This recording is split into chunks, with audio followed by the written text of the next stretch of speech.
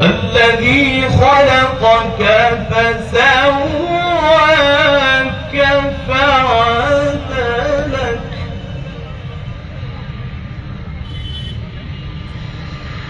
في أي صورة ما شاء ركبك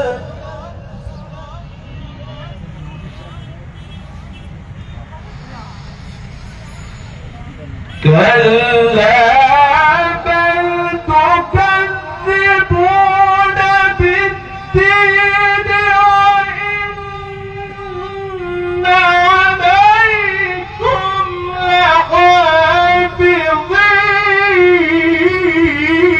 لحافظين. لله تكبير، لله تكبير. كراما كاتبين يعلمون ما تفعلون.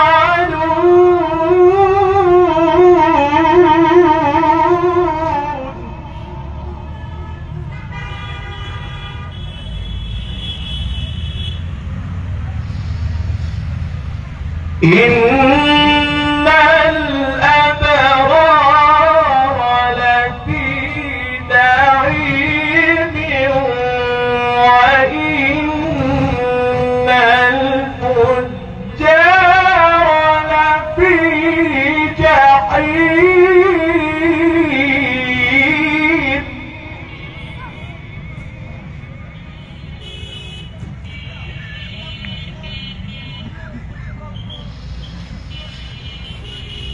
إن الأبرار لفي نعيم وإن الفجار لفي جحيم.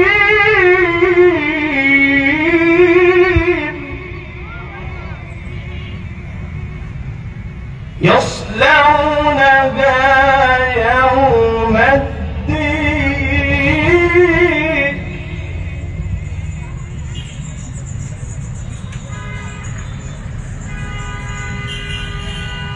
وما هم عنها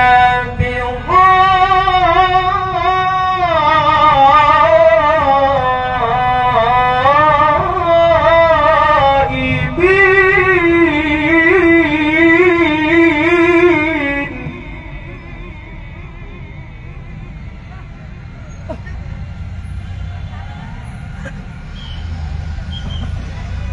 وما هم عنها بغائبين وما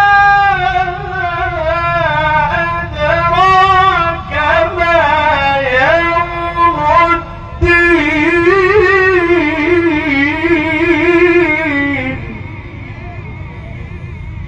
ثم ما أدراك ما يوم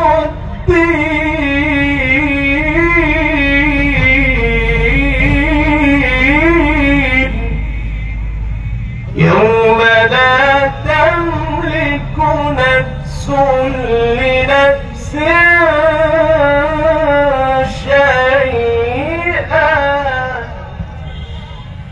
والأمر يومئذ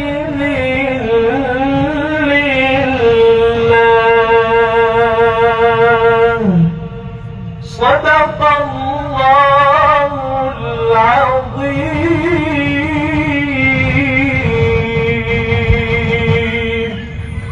সকলে বলি মাশাআল্লাহ, আবারও বলি মাশাআল্লাহ। মুহূর্তেই কোরআনে কারিমের তিলাওয়াত মন গলিয়ে দেয়, হৃদয় গলিয়ে দেয়, চোখ দিয়ে অশ্রু প্রবাহিত হয়। আল্লাহ রাব্বুল আলামিন আমাদের সব ভাইকে বিশুদ্ধভাবে কোরআনে কারিম তিলাওয়াত করার জন্য তৌফিক দান করুন, সকলে বলি আমিন। মুহতারাম হাজিরিন, আমরা আবারও ঘোষণা করছি অল্প সময়ের মধ্যেই আমাদের মাঝে এসে উপস্থিত হবেন আপোষহীন, কারা নির্যাতিত মজলুম আলেমে দ্বীন, কোটি যুবকের হৃদয়ের স্পন্দন, আমাদের আধ্যাত্মিক রহবার, বীর মুজাহিদ হযরত মাওলানা মুফতি আলী হাসান ওসামা। এজন্য এখন আমরা যারা আশেপাশে আছি, দোকানপাটে বাসা বাড়িতে আছি, মেহরবানি করে দ্রুত প্যান্ডেলের নিচে চলে আসি। এই পর্যায়ে আমাদের সম্মুখে অত্যন্ত সংক্ষিপ্ত আকারে গুরুত্বপূর্ণ বয়ান পেশ করবেন বাংলাদেশের প্রখ্যাত আলেমে দ্বীন জামিয়া বাইতুল মুমিন মাদ্রাসার প্রতিষ্ঠাতা প্রিন্সিপাল, বৃহত্তর উত্তরা উলামা পরিষদের মুহতারাম সেক্রেটারি হযরত মাওলানা মুফতি নিয়ামতুল্লাহ আমিন সাহেব। হযরত মাওলানা মুফতি নিয়ামতুল্লাহ আমিন।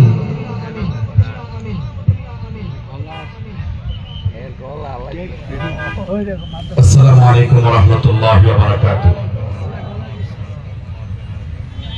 نحمد ونصلي على رسوله الكريم أما بعد. فأعوذ بالله من الشيطان الرجيم. بسم الله الرحمن الرحيم. يريدون ليطفئوا نور الله بأفواههم والله متم نوره ولو كره الكافرون. صدق الله العظيم. জামিয়া মাহমুদিয়া আরাবিয়া দিয়াবাড়ি মাদ্রাসা কর্তৃক ইসলামী মহাসম্মেলনের মুহতারাম সভাপতি, অত্র মাদ্রাসার স্বপ্নদ্রষ্টা, প্রতিষ্ঠাতা পরিচালক বন্ধুবর মুফতি কামাল উদ্দিন দামাত বারাকাতুহুল আলিয়া, এতদ অঞ্চলের দিগর উলামায়ে কেরাম এবং সামনে উপবিষ্ট ধর্মপ্রাণ মুসলমান ভাইয়েরা, মুফতি কামাল উদ্দিন দামাত বারাকাতুহু চমৎকার একটি আয়োজন করেছেন ওনার মাদ্রাসার 12 সালা উপলক্ষে ইসলামী মহাসম্মেলন, যেখানে বাংলাদেশের শীর্ষস্থানীয় উলামায়ে কেরামদেরকে তিনি একত্রিত করেছেন। বৃদ্ধ আকাবির, যুবক তরুণ সবকিছুর কমিশনে অসাধারণ একটি আয়োজন তিনি করেছেন। সাথে সাথে বিদেশি উলামায়ে কেরামদেরকেও তিনি আমন্ত্রণ করেছেন। ইতিমধ্যে অনেক বিদেশি উলামায়ে কেরাম আমাদের মাঝে তাশরিফ এনেছেন, বয়ান করেছেন, আপনারা শুনেছেন। আমরা আজকের সমাপনী দিনের এই সম্মেলন শেষ পর্যন্ত অত্যন্ত সফলতার সাথে সুন্দরভাবে সমাপ্ত হোক এই দোয়া করছি, এই কামনা করছি। আপনারা জানেন বৃহত্তর উত্তরা উলামা পরিষদ ফ্যাসিজমের জুলাই আগস্টের বিপ্লবের পরে বৃহত্তর উত্তরাতে 6টি থানা মিলে একটি জেলার সমান বলা চলে বৃহত্তর উত্তরা, যেখানে ইতিপূর্বে কোন সংগঠন 7 থানা মিলে কোন সংগঠন ইতিপূর্বে ছিল না, আমার জানা নাই। আমি 20 বছর যাবৎ উত্তরাতে আছি। এই অঞ্চলের মাঝে সকলের সমন্বিত কোন সংগঠন ছিল বলে আমার জানা নাই। আমাদের শুধু একটি উত্তরা বোর্ড আছে, যেখানে 120টার মতো মাদ্রাসা আছে। আমরা সেটাকে সম্মিলিত ভাবে সামনের দিকে এগিয়ে নিয়ে যাচ্ছি হাঁটি হাঁটি পা করে। কিন্তু বৃহত্তর উত্তরার 7 থানা মিলে প্রায় 3500 মাদ্রাসা আছে, 1000-এর উপরে মসজিদ আছে। 1000 মসজিদের ইমাম মুয়াজ্জিন 3500 মাদ্রাসার প্রিন্সিপাল এবং শিক্ষকদেরকে যদি গণনা করা হয় তাহলে প্রায় 10,000-এর উপরে শুধু শিক্ষক আর প্রিন্সিপাল আর ইমাম মুয়াজ্জিন আছে। এত বিশাল একটি শক্তি, পাশে আমাদের বিশ্ব ইজতেমার মাঠ, বিভিন্ন সময় সাতপন্থীরা আমাদেরকে ডিস্টার্ব করছে। তার মোকাবেলায় শক্তভাবে তার প্রতিরোধ করার জন্য বৃহত্তর উত্তরা উলামায়ে কেরামদের ঐক্যবদ্ধ একটি প্ল্যাটফর্মের খুব প্রয়োজন ছিল। সময়ের তারের সাথে তাল মিলিয়ে যুগের চাহিদা অনুযায়ী, বর্তমান সময়ের প্রেক্ষাপট অনুযায়ী আপসহীন মজলুম আলেমদের সমন্বয়ে বৃহত্তর উত্তরা উলামা পরিষদ আমরা সংগঠন প্রতিষ্ঠা করেছি। আমার এই সংগঠনের প্রতিষ্ঠাতা সভাপতি অত্র মাদ্রাসা, যে মাদ্রাসার আয়োজন আজকে মহাসম্মেলন, এই মাদ্রাসার প্রিন্সিপাল হযরত মাওলানা মুফতি কামাল উদ্দিন দামাত বরকাতুহুল আলিয়া।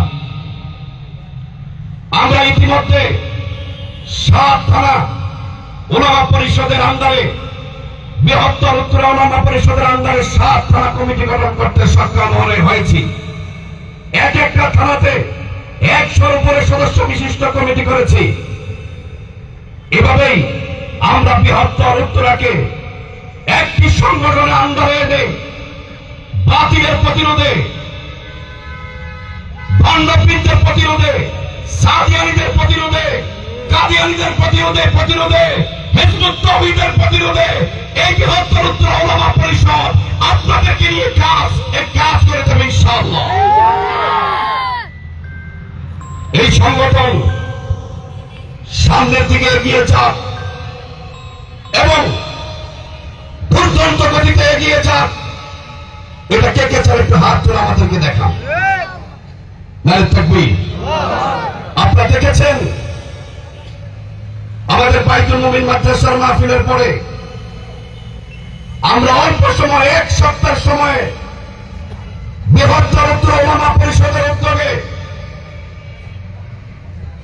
শাপলা থেকে জুলাই বিপ্লব শহীদদের মাগফিরাত কামনা, ভারতের আগ্রাসনের বিরুদ্ধে উলামায়ে কেরামের করণীয় শীর্ষক আলোচনা এবং হেফাজতে ইসলামের কেন্দ্রীয় নেতৃবৃন্দ যারা মজলুম ছিলেন, কারাবন্দী ছিলেন, তাদেরকে আমরা সম্বর্ধনা দিয়েছি উত্তরা রাজলক্ষ্মী পেছনে ফ্রেন্স ক্লাব মাঠে, যেটা 14 তারিখে অনুষ্ঠিত হয়েছে, যেখানে আল্লামা মামুনুল হক দামাত বরকাতুহুম তাশরীফ এনেছেন। আমরা এভাবেই বৃহত্তর উত্তরার প্রতিটি থানাতে গঠনমূলক কার্যক্রম আমরা হাতে নেব এবং বৃহত্তর উত্তরাকে সুন্দর করে সাজিয়ে আগামী বাংলাদেশ বিনির্মাণে বৃহত্তর উত্তরা উলামা পরিষদ কাজ করে যাবে ইনশাআল্লাহ। মজার কথা বলি, আমাদের মাঝে ইতিমধ্যে তাশরীফ এনেছেন যুব সমাজের আইডল মুফতি আলী হাসান ওসামা দামাত বরকাতুহুম। আপনারা খুশি হলেন হেফাজতের 2021 সালের মামলায় হরতাল ডেকেছিল হেফাজত, সেই হরতাল পালন করতে গিয়ে বৃহত্তর উত্তরাতে প্রায় 200-র মতন আলেম হেফাজতের নেতাকর্মী গ্রেফতার হয়েছিল। তার মধ্যে 70 জন ওনারা জেলে ছিলেন। আলহামদুলিল্লাহ এই 70 জন আলেম বৃহত্তর উত্তরা উলামা পরিষদের সাথে আছে। আমরা তাদেরকেও সম্মাননা ক্রেস্ট দিয়ে তাদের কাজকে মূল্যায়ন করার চেষ্টা করেছি। এভাবেই মুসলিমদের পাশে থাকবে বৃহত্তর উত্তরা উলামা পরিষদ, আপসহীনদের পাশে থাকবে বৃহত্তর উত্তরা উলামা পরিষদ। সময়ের যেগুলো বাতিলের বিরুদ্ধে ঐক্যবদ্ধভাবে আন্দোলন সংগ্রামে বৃহত্তর উত্তরা উলামা পরিষদ মাঠে থাকবে, আপনাদেরকেও মাঠে রাখবে ইনশাআল্লাহ। সাথে থাকবেন তো?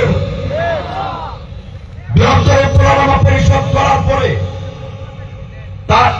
এক সপ্তাহ পরেই অ্যাডভোকেট সাইফুল ইসলাম আলিফকে প্রকাশ্যে দিবালোকে চট্টগ্রামের আদালত পাড়াতে নির্মমভাবে হত্যা করেছে, শহীদ করেছিল ইসকনের জঙ্গি সংগঠনের সদস্যবৃন্দ।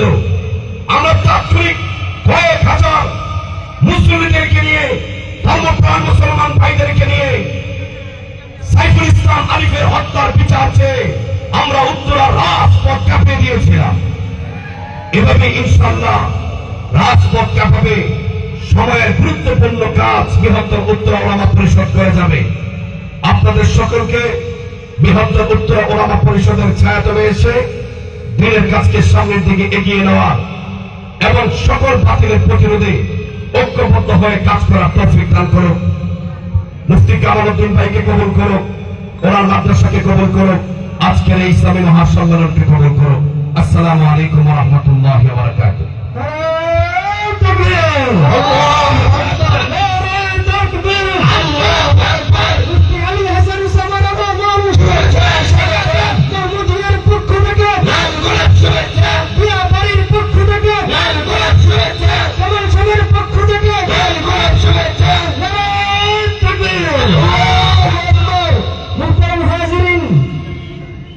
আমরা এখন যারা আশেপাশে আছি, মেহেরবানি করে অত্যন্ত দ্রুত প্যান্ডেলের নিচে চলে আসি। আমরা দেখতে পাচ্ছি আমাদের মেহমান ইতিমধ্যে আমাদের স্টেজে এসে উপস্থিত হয়েছেন। সকলে বলি আলহামদুলিল্লাহ, আরো জোরে বলি আলহামদুলিল্লাহ। এই পর্যায়ে আমাদের সম্মুখে অত্র জামিয়ার ইলম ও আমল এবং অত্র জামিয়ার আসাদিজায়ে কেরামের কোরবানি ও মেহনত, বিশেষ করে অত্র জামিয়ার স্বপ্নদ্রষ্টা প্রতিষ্ঠাতা প্রিন্সিপাল ও শাইখুল হাদিস, তার মেহনত ও কোরবানির বিভিন্ন সিফত এবং মাদ্রাসার ইলম ও আমল নিয়ে একটি উর্দু তারানা রচনা করেছেন অত্র জামিয়ার ফুজালা এবং অত্র জামিয়ার উস্তাদ হযরত মাওলানা মুফতি হাফিজউদ্দিন। এখন আপনাদের সম্মুখে উর্দু তারানা পেশ করবে হযরত মাওলানা মুফতি হাফিজউদ্দিন এবং তার সাথীরা।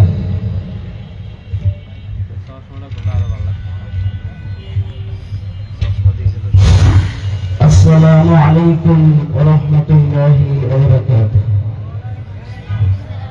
মুসিদায়ে মাদহিয়া বরিশাল জামিয়া মাহমুদিয়া ওয়া আসাতিজায়ে কিরাম, সানগ্লাস লাগাই দিবেন। জামিয়া মাহমুদিয়া পুর গুলশানে মান হো মাদনে ইলমে আমল হো মাম্বের ফান হো।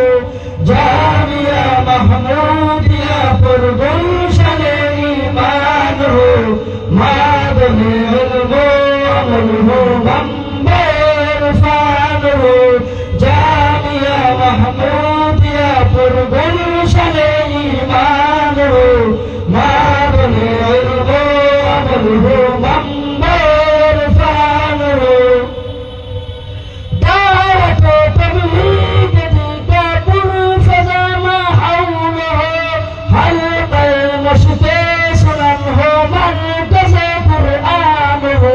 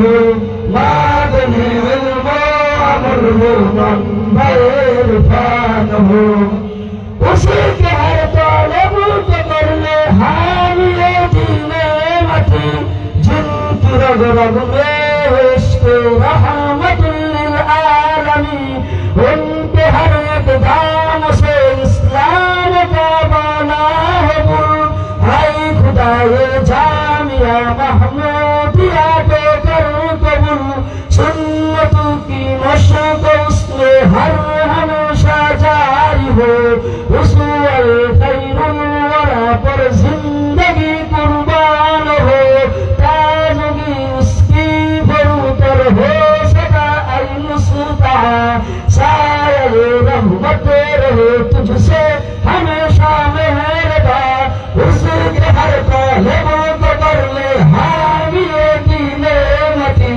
جن کی رگ رگ میں عشق رحمت للعالمین ان کے ہر اقدام سے اسلام کا بالا ہو اے خدائے جامعہ محمودیہ کو کر قبول سنت کی مشق اس میں ہر ہمیشہ جاری ہو رسول خیر الورا پر زندگی قربان ہو تازگی اس کی بروتر ہو سدا اے مصطفیٰ سایہ رحمت رہے تجھ سے ہمیشہ مہربان جامعہ محمودیہ پر گلشن ایمان ہو معدن علم و عمل ہو منبع عرفان ہو جامعہ محمودیہ پر گلشن ایمان ہو معدن علم و عمل ہو منبع عرفان ہو جامعہ محمودیہ پر گلشن ایمان ہو معدن علم و عمل ہو منبع عرفان ہو شیخ ملت شیخ احمد رہبر راہ ہدا مصدر علم و علم ہے رہنمائے سالکہ اس کے فیض خاص سے ہم کو منور کر خدا ہم پہ اس کی فیض بانت ہر ہمیشہ ہو روا مثل یاقوت جواہر ان کے ہر قول و بیان اور مطہر قلب ان کے بے گما فکر زماں شیخ ملت شیخ احمد رہبر راہ ہدا مصدر علم و علم ہے رہنمائے سالکہ اس کے فیض خاص سے ہم کو منور کر خدا ہم پہ اس کی فیض قامت ہر ہمیشہ ہو رہا مثل یاقوت جواہر ان کے ہر قول و بیان اور مطہر قلب ان کے بے گما بفر زماں شاہ مردانی مخلص محترم روح حوصلے ان کے بلند ان کے عزائم ہے جرا بے شبہ جامع ہے اس کی شخصیت ہر کار میں ایک دم کا سر قلم اس کی بیعت وسیل سے آئی خدا ان کو عطا کر پر آمد زندگی ان کی انور سے منور ہو طریق زندگی شاہ کمر بانی مخلص محترم روح روا حوصلے ان کے بلند ان کے عزائم ہے جوا بے شبہ جامع اس کی شخصیت ہر کار میں ایک دم کا سر قلم اس کی بیعت وسیل سے آئے خدا ان کو عطا کر پر عمل زندگی ان کی انور سے منور ہو طریق زندگی شاہ سعید و شاہ ہمایوں خادم قرآن ہو خادم توحید مبودی خادم اسلام ہو شاہ سعید و شاہ ہمایوں خادم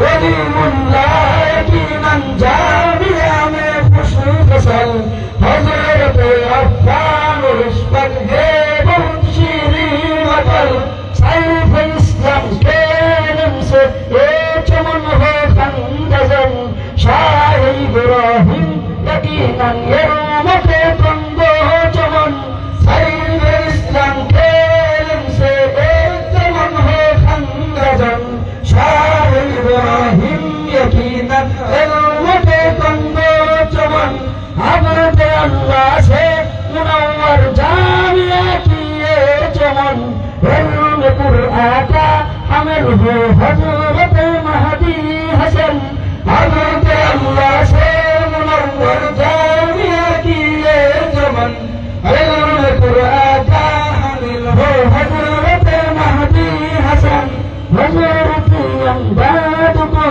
फज़ल से मकबूल करो खिदमत इस्लाम के वास्ते आए खुदा मंजूर करो हज़रत अमदाद को फज़ल से मकबूल करो खिदमत इस्लाम के वास्ते आए खुदा मंजूर करो हज़रत जाहिद तुफैलो को कबूल कर आए कदीर उनके अपना को खसायद की नहीं मिलती नज़ीर हज़रत जाहिद तुफैलो को कबूल कर आए कदीर उनके अपना को खसायद की नहीं मिलती नज़ीर हज़रत शम्सु अकरम खातमाने जामिया कर दिया अपने को कुर्बा जामिया में पेशवा हज़रत शम्सु अकरम खातमाने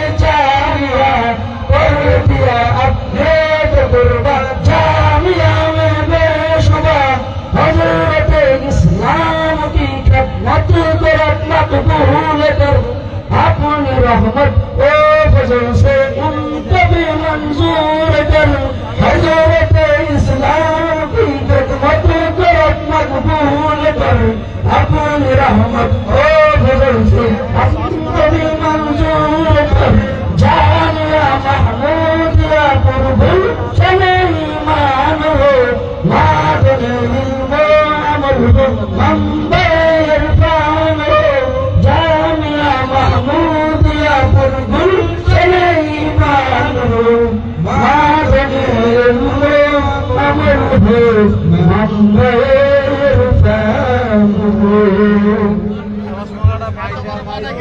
हाजिरिन আমরা সকলে বলি আলহামদুলিল্লাহ ইতিমধ্যে আমরা দেখতে পাচ্ছি আমাদের স্টেজে এসে উপস্থিত হয়েছেন হযরত মাওলানা আবু ইউসুফ মাহমুদী সকলে আবার বলি আলহামদুলিল্লাহ এই পর্যায়ে আমাদের সম্মুখে অত্যন্ত গুরুত্বপূর্ণ বয়ান পেশ করবেন আবু শহীদ কারা নির্যাতিত মজলুম আলেমে দ্বীন উলামায়ে দেওবন্দের সুযোগ্য উত্তরসূরি কোটি হৃদয়ের স্পন্দন কোটি যুবকের হৃদয়ের স্পন্দন আইন্দা গজওয়াতুল হিন্দের সিপাহসালার হযরত মাওলানা মুফতি আলী হাসান ওসামা হযরত মাওলানা মুফতি আলী হাসান ওসামা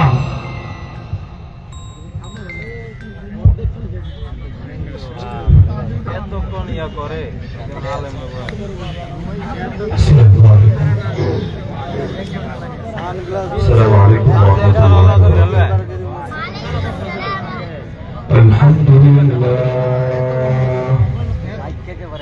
الحمد لله وحده وكفى وسلام على عباده الذين اصطفى أما بعد فأعوذ بالله من الشيطان الرجيم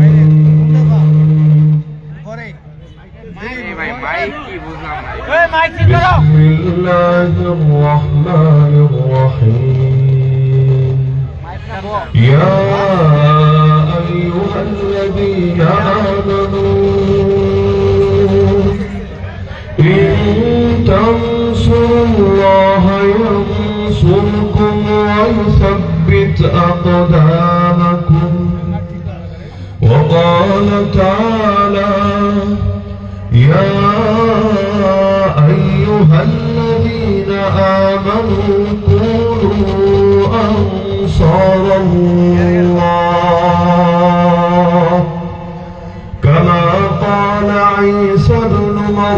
من الحواريين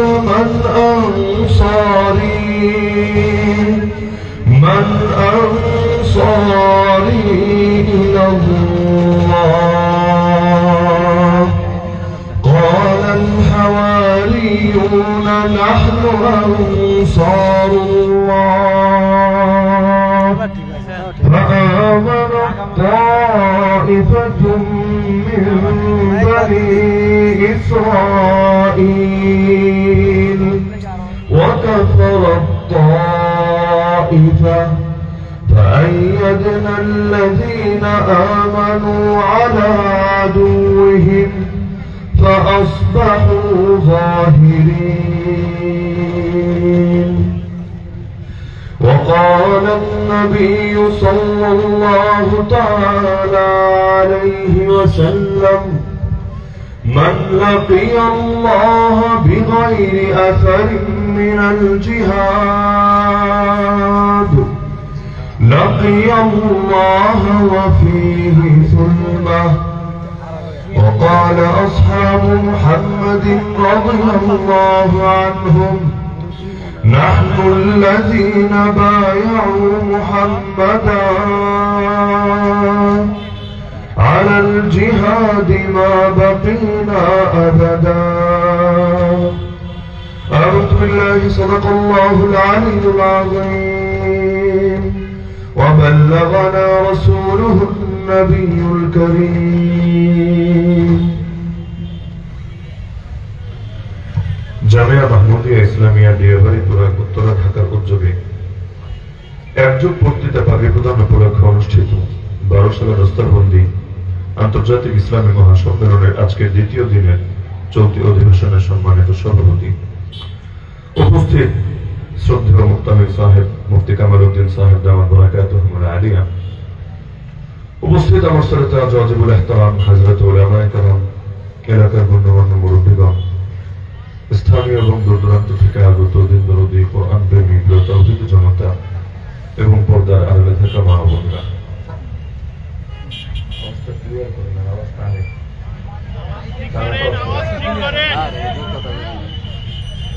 আল্লাহ রাব্বুল আলামিন কোরআন মাজিদে মুমিনদেরকে সম্বোধন করে বলেন, হে ওই সকল লোকেরা যারা ঈমান এনেছো, যদি আল্লাহকে সাহায্য করো তবেই আল্লাহ তোমাদেরকে সাহায্য করবেন এবং তোমাদের পাগুলোকে অটল রাখবেন, অবিচল রাখবেন।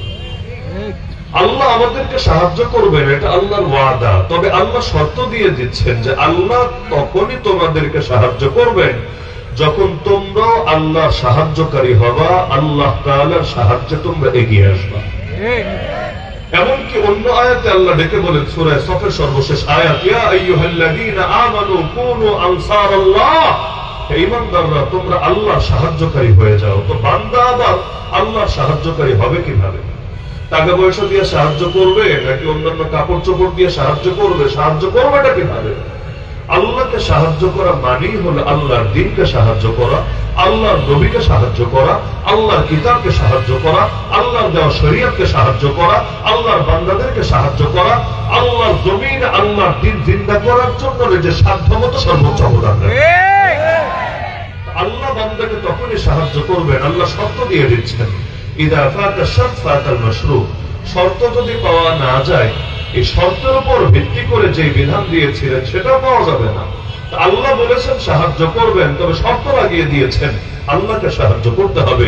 তো সব মুমিনদেরকেই তো ডেকে ডেকে বলেছেন, যার মধ্যে উলামায়ে কেরাম আছে, যার মধ্যে মাদ্রাসার ছাত্ররাও আছে, যার মধ্যে আপামর জনসাধারণ আছে, যারাই লা ইলাহা ইল্লাল্লাহ মুহাম্মাদুর রাসূলুল্লাহ কালেমা পড়েছে, লা ইলাহা ইল্লাল্লাহ বলে এটা স্বীকার করেছে, জীবনের সব ক্ষেত্রে হুকুম মানবো একমাত্র আল্লাহ আর মুহাম্মাদুর রাসূলুল্লাহ বলে স্বীকার করে নিয়েছে, এবং আল্লাহর হুকুম মানবো এক তরিকার মাধ্যমে, সেই তরিকার নাম মুহাম্মাদুর রাসূলুল্লাহ সাল্লাল্লাহু আলাইহি ওয়াসাল্লাম। হুকুম আল্লাহর, তরিকা রাসূলুল্লাহ, তাওহীদ এবং সুন্নাহ, এর ঘোষণা যারা দিয়েছে সবার জন্যই করণীয় এবং অবধারিত দায়িত্ব হলো আল্লাহর দ্বীনকে সাহায্য করতে হবেই হবে। আল্লাহর দ্বীনের জন্য যে অবদান যত বেশি রাখবে, আল্লাহর কাছে তার মর্যাদাও তত বেশি বাড়বে। আল্লাহর দ্বীনের জন্য যার অবদান যত কম হবে, আল্লাহর কাছে তার মর্যাদা এবং তার মানও তত কম হবে। তার মানে নিজের দাম বাড়াতে চাইলে মাধ্যম এটাই, দ্বীনের জন্য অবদান রাখার চেষ্টা করতে হবে। ওমর রাদিয়াল্লাহু আনহু বলেন, নাহনু কওমুন আ'আজ্জানাল্লাহু বিল ইসলাম, আমরা সেই জাতি যাদেরকে আল্লাহ ইসলামের মাধ্যমে সম্মানিত বানিয়েছেন। ফাইদা বাতাগাইনা আল-ইজ্জাতা বিগাইরিহি আদাল্লানা আল্লাহ, সে ইসলাম বাদ দিয়ে যা কিছুর মাধ্যমে ইজ্জত তালাশ করি না কেন, অন্য আর কোথাও ইজ্জত পাবো না। উল্টো যিনি ইজ্জত দিয়েছিলেন তিনি ইজ্জত ছিনিয়ে নিয়ে চরম লাঞ্ছিত করে ছাড়বেন।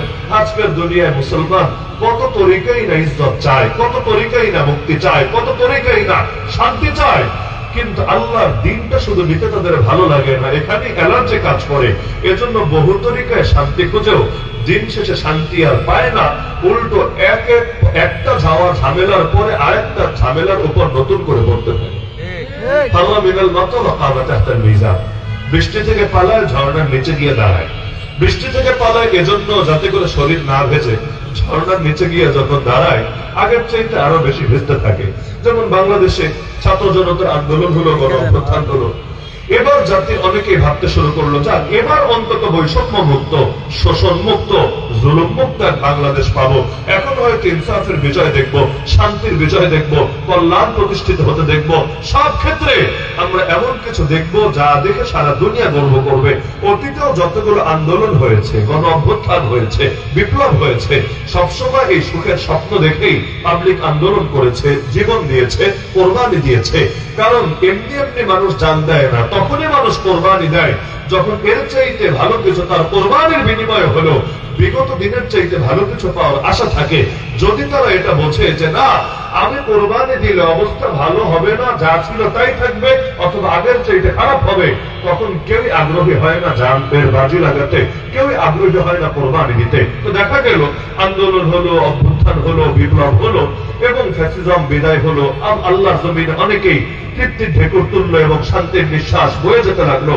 কিন্তু এখন নতুন করে বাংলাদেশ গড়তে চাইলে সবাই বলছে নতুন বাংলাদেশ চাই, নতুন বাংলাদেশ গড়তে চাই। তো নতুন বাংলাদেশ গড়বে কি দিয়ে? কিছু একটা তো লাগবে। আদর্শ ছাড়া তো পৃথিবী চলে না, কোনো না কোনো একটা আদর্শ তো ফলো করতে হবে। আপনি আলো জ্বালাবেন, ভালো কথা, কি দিয়ে জ্বালাবেন? আপনি কি লাইনের বিদ্যুৎ দিয়ে জ্বালাবেন, না জেনারেটর দিয়ে জ্বালাবেন, নাকি আপনি ব্যাটারি দিয়ে জ্বালাবেন, না সৌর বিদ্যুৎ দিয়ে জ্বালাবেন? কোনো না কোনো একটা মাধ্যম তো লাগবে। তো নতুন বাংলাদেশ গড়বেন, বৈষম্য মুক্ত বাংলাদেশ গড়ে তুলবেন, তো কিসের মাধ্যমে নতুন বাংলাদেশটা গড়বেন? যদি এমন হয় যে নতুন বাংলাদেশ গড়া হলো এমন কিছু দিয়ে যার মধ্যে শুধু শান্তি আর শান্তি, মুক্তি আর মুক্তি, ইনসাফ আর ইনসাফ, ন্যায় আর ন্যায়, কল্যাণ আর কল্যাণ, তাহলে যেই 22,000 এখন আহত হয়ে আছে তারা আল্লাহ শুকরিয়া আদায় করবে হাজারবার, আলহামদুলিল্লাহ আমাদের রক্ত ঝরলো, আমাদের রক্তের বিনিময়ে আসলেই বাংলাদেশ শান্তি এসেছে, মুক্তি এসেছে, ইনসাফ এসেছে, কল্যাণ এসেছে। কিন্তু যদি এমন দেখা যায় আদর্শের জায়গায় ঝামেলা হয়েছে, তো নীতি যদি পচা হয়, নেতা যেই হোক না কেন, ঝামেলা একের পর এক আসতে থাকবেই থাকবে। আমাকে নিয়েও যদি নেতা বানিয়ে দেন, কিন্তু আমার উপর চাপিয়ে দেন যে আপনাকে এই নীতি ফলো করতে হবে, যেই নীতির মধ্যে ঝামেলা আছে, যেই নীতির মধ্যে সমস্যা আছে, তাহলে নেতা যদি আমিও হই কোনো লাভ নাই, বরঞ্চ আমাকেও দিন শেষে সেই নীতির পূজা করতে গিয়ে জাতির রক্তের সঙ্গে গাদ্দারি করতে হবে, বেঈমানি করতে হবে, এছাড়া আর ভিন্ন কিছু হবে না। তো এখন বাংলাদেশ সাজাবে, নতুন করে সজ্জিত হবে, ভালো কথা। দেখা গেল নতুন সংবিধানের জন্য প্রস্তাব দেওয়া হলো, যে আগেরটা বাদ, 72-এর সেই কুফরি সংবিধান, সেই শিরকি সংবিধান, সেই জাহিরি সংবিধানকে ছুঁড়ে ফেলেন, নতুন এক সংবিধান দিয়ে বাংলাদেশ গড়ে তোলেন, ভালো কথা। তো সেই সংবিধানে কি থাকবে কি থাকবে না দীর্ঘদিন আলোচনা হলো, পর্যালোচনা হলো, সকলের থেকে মতামত নেওয়া হলো। অবশেষে বহুত হিসাব নিকাশের পরে সংস্কার কমিশন গিয়ে সরকারের কাছে প্রতিবেদন জমা দিল যে এই জিনিসগুলো যদি ঢোকান তাহলে বাংলাদেশ নতুন বাংলাদেশ হয়ে উঠবে এবং সেই বাংলাদেশে আর কোনো বৈষম্য থাকবে না, আর কোনো ঝামেলা থাকবে না। তো কি কি দেখা গেল এর মধ্যে আছে? দেখা গেল আগের কিছু শয়তানি তো বিদায় হয়েছে, আলহামদুলিল্লাহ। প্রস্তাব করলো সমাজতন্ত্র বাদ দিয়ে দেন, হ্যাঁ আলহামদুলিল্লাহ। ধর্মনিরপেক্ষতার কথা বাদ দিয়ে দেন, হ্যাঁ আলহামদুলিল্লাহ। কিন্তু নতুন করে ওই ধর্মনিরপেক্ষতাবাদের বড় ভাইরা ঢুকায় দেন। তো ধর্মনিরপেক্ষতাবাদের বড় ভাই কি? এটার নাম দিয়েছে বহুত্ববাদ। এই বহুত্ববাদ আবার ধর্মীয় বহুত্ববাদ না। ধর্মীয় বহুত্ববাদ মানে হলো একত্ববাদ, মানে ঈমান ইসলাম, আর বহুত্ববাদ মানে হলো শিরিক, আল্লাহ তাআলার সঙ্গে আরো অনেক দেবদেবীর পূজা করা, দেবদেবীর ইবাদত বন্দেগী করা না, ওইটা না। ওইটা হলেও যতটা খারাপ হতো তার চাইতে আরো বেশি খারাপের আশঙ্কা এর মধ্যে আছে, যদিও ব্যাখ্যা দেয় নাই, কারণ ব্যাখ্যা দিতে গেলে আর চাকরি থাকবে না।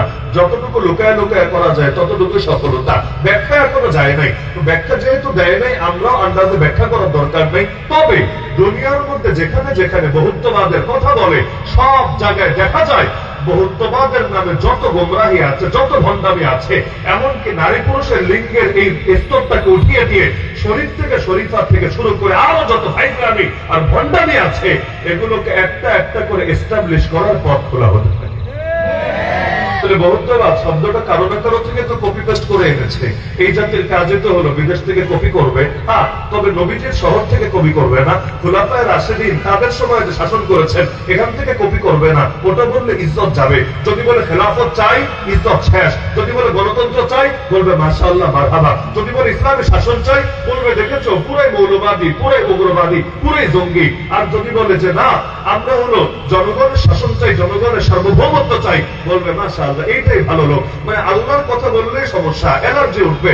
আর আল্লাহকে বাদ দিয়ে যার কথাই বলেন, আমেরিকার কথা বললেও মাশাআল্লাহ, চায়না রাশিয়ার আদর্শের কথা বললেও মাশাআল্লাহ, ইন্ডিয়ার আদর্শের কথা বললেও মাশাআল্লাহ, সবাই সব বলবে, কোনো সমস্যা না। আপনি খালি কোরআনেরটা বলতে গেলেই যাবে না। একের পর এক দেখা গেল নতুন সংবিধানের প্রস্তাব আসলো, কিন্তু এখানে আল্লাহ সার্বভৌমত্ব স্বীকার করার কোন প্রস্তাব নাই। মানে 54 বছর ইতিমধ্যে এসে গেছে, আর যাক বহুকাল, তো সংবিধান চলবে এমন ভাবে এখানে আল্লাহ সার্বভৌমত্ব স্বীকার করা হবে না। আল্লাহ সার্বভৌমত্ব মানে কি? সকল ক্ষমতার মালিক আল্লাহ। আল্লাহ যা বলবেন সেটাই আইন, আল্লাহ যা বলবেন সেটাই বিধান, আল্লাহ যা বলবেন সেটাই শিরোধার্য, সেটাই অবধারিত, সেটাই চূড়ান্ত। আল্লাহ বলার পর যদি আমার ভালো লাগে তাও চূড়ান্ত, যদি আমার মনে আগুন জ্বলে তাও চূড়ান্ত। আল্লাহ বলে দিয়েছেন, ব্যাস, এর উপর কোনো কথা চলে না। আজও পর্যন্ত সংবিধান এই একটা জিনিস মানতে কেউ রাজি না। কত কিছু আসে আর যায়, কিন্তু আল্লাহ সার্বভৌমত্বের কথা কেউ বলে না। এখনো পর্যন্ত যেটা কার্যকর আছে সংবিধান লেখা আছে, সকল ক্ষমতার মালিক নাকি জনগণ। সকল ক্ষমতার মালিক জনগণ। এ কারণেই জনগণ পতিতালয়কে বৈধতা দিয়ে দিয়েছে, যদিও আল্লাহ অবৈধ করেছেন। সকল ক্ষমতার মালিক জনগণ তো এই মদের বারের লাইসেন্স দিয়ে দিয়েছে, যদিও আল্লাহ নিষিদ্ধ করেছেন। সকল ক্ষমতার মালিক জনগণ এই সুদ ভিত্তিক অর্থনীতি পরিচালনা করছে, যদিও আল্লাহ হারাম করে দিয়েছেন। সকল ক্ষমতার মালিক জনগণ যে অশ্লীলতা, বেহায়াপনা, বেলল্লাপনা ছড়িয়ে দিচ্ছে, যদিও আল্লাহ এগুলোকে নিষেধ করেছেন। সকল ক্ষমতার মালিক জনগণ যে আল্লাহ যে হারাম করেছেন এরকম অনেক কিছুকে হারাম করে রাখছে, আর আল্লাহ যে হারাম করেছেন এমন অনেক কিছুকে হালাল করে রাখছে। তো জনগণের সারা জীবন খোদা মানবেন আর জিকির করতে বসলে লা ইলাহা ইল্লাল্লাহ, লা ইলাহা ইল্লাল্লাহ জিকির করবেন। কি হবে আপনার জিকির দিয়ে? লা ইলাহা ইল্লাল্লাহ মানে বোঝেন? লা ইলাহা ইল্লাল্লাহর মূল কথাই তো এটা। আর জীবন দিয়েছেন যিনি, হুকুম মানবে একমাত্র তার। আল্লাহর গোলামি চূড়ান্ত, আল্লাহর আনুগত্যই চূড়ান্ত, আল্লাহর বিধান মান্য করাই চূড়ান্ত। লা ইলাহা ইল্লাল্লাহ মানে মসজিদে আল্লাহর বিধান চলবে, মাদ্রাসায় আল্লাহর বিধান চলবে, মাহফিলে আল্লাহর বিধান চলবে, খানকায় আল্লাহর বিধান চলবে, মার্কাজে আল্লাহর বিধান চলবে, দাওয়াতে আল্লাহর বিধান চলবে, আত্মশুদ্ধি তো আল্লাহর বিধান চলবে। আর লা ইলাহা ইল্লাল্লাহ মানে এটাও রাজনীতিতে আল্লাহর বিধান চলবে, অর্থনীতিতে আল্লাহর বিধান চলবে, কোর্টে আল্লাহর বিধান চলবে, বিচার আচারে আল্লাহর বিধান চলবে, সংবিধানে আল্লাহর নীতি চূড়ান্ত হবে। আর সভ্যতা, সংস্কৃতি, শিক্ষা, দীক্ষা প্রতিটা ক্ষেত্রে আল্লাহ যা বলবেন ব্যাস সেটাই চূড়ান্ত। আল্লাহর গোলামি করতে হবেই হবে। যে মানবে সে লা ইলাহা ইল্লাল্লাহর সামনে নিজেকে সঁপেছে, যে মানবে না তার মুখে লা ইলাহা ইল্লাল্লাহ মানায় না।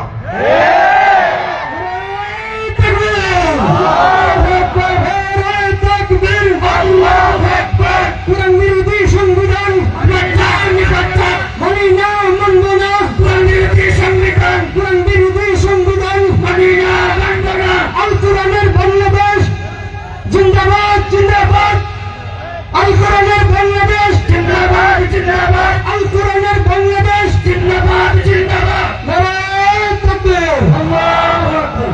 যখন বান্দা স্বীকারই করে নেয় যে আল্লাহ ছাড়া দ্বিতীয় কোনো মাবুদ নাই, লা ইলাহা নেই কোনো মাবুদ ইল্লাল্লাহ, একমাত্র আল্লাহ ছাড়া, নামাজ আল্লাহর বিধান মেনেই করবা, রাজনীতি আল্লাহর বিধান মেনেই করবা।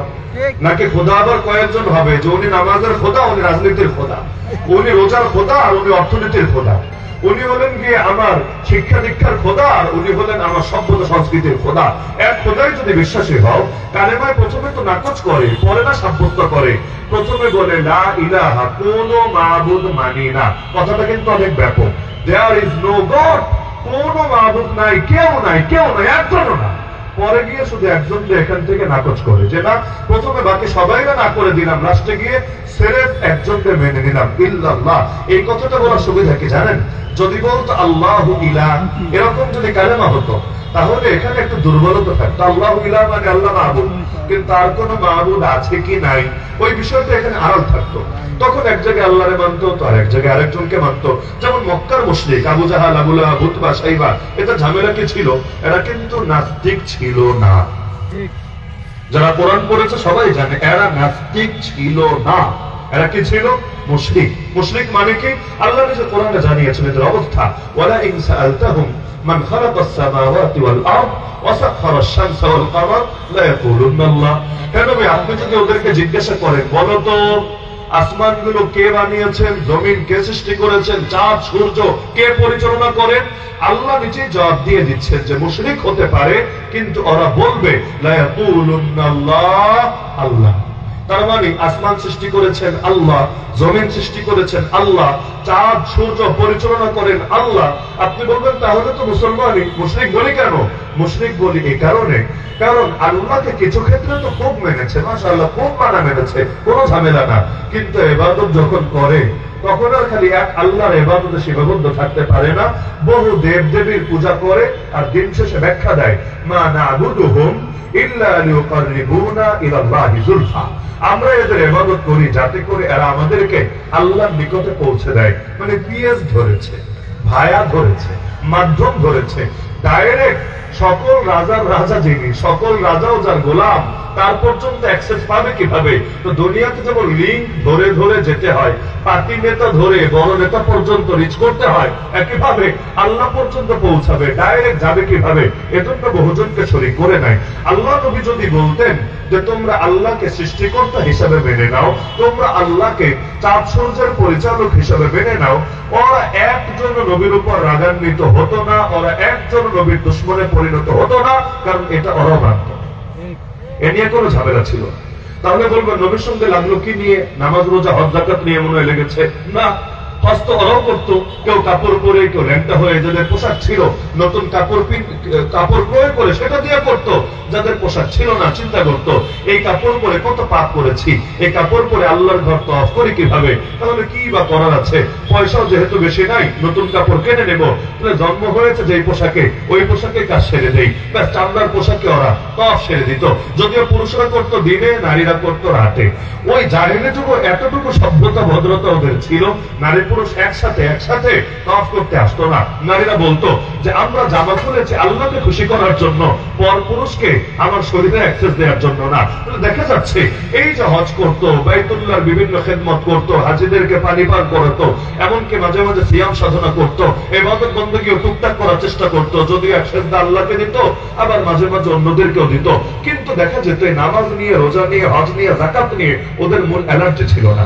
এমনকি আল্লাহ নবী তিনি যদি সিরেফ নামাজ পড়তেন, রোজা রাখতেন, হজ করতেন, কিন্তু ওদের সামনে দাওয়াত দেওয়া থেকে বিরত থাকতেন, নবীর গায়ে একটা টাচও কেউ করতো না। কারণ ইবাদত তিনি বিগত 40 বছরে করেন নাই এমন না, বহুত করেছেন। হেরা গুহায় গিয়ে মাসের পর মাস কি করলেন? ফাকান ইয়াখলু বিগারি হিরা ফায়াতাহান্নাতু ফীহি ওয়া হুয়া তা'আব্বুদুল লায়ালি যাওয়াতিল আদাদ। এই হেরা গুহায় গিয়েও যে তিনি এত লম্বা সময় ইবাদত করলেন, কই কেউ তো মারতে গেল না, কেউ তো গালি দিল না, তিনি কাবার চত্বরে দাঁড়িয়ে যখন নামাজ পড়লেন কেউ তো তার উপরে সে হামলা পড়লো না, কোনো কিছুতে কোনো ঝামেলা হতো না। তো নবী যেই মাত্র বললেন লা ইলাহা ইল্লাল্লাহ, আর কোন মাবুদ মানা যাবে না, না লাত দেবতাকে মানা যাবে না, হবলকে না, উজ্জাকে না, অন্য কাউকে, সবাইকে অস্বীকার করতে হবে, একমাত্র আল্লাহকে মেনে নিতে হবে। শুধু পাথরের মূর্তি অস্বীকার করলে হবে না, শুধু আগুনের পূজা ছাড়লে হবে না, শুধু চাঁদ সূর্যের ইবাদত বাদ দিলে হবে না। এই যে আবু জাহাল, আবু লাহাব, এই দারুন নাদওয়া পার্লামেন্টের মেম্বারদেরকেও তোমরা যে অসীম ক্ষমতা দিয়ে রেখেছো, এদেরকেও ত্যাগ করতে হবে, অস্বীকার করতে হবে। বিধান এড়া দিতে পারবে না, বিধান চূড়ান্ত ভাবে একমাত্র আল্লাহ দিবে।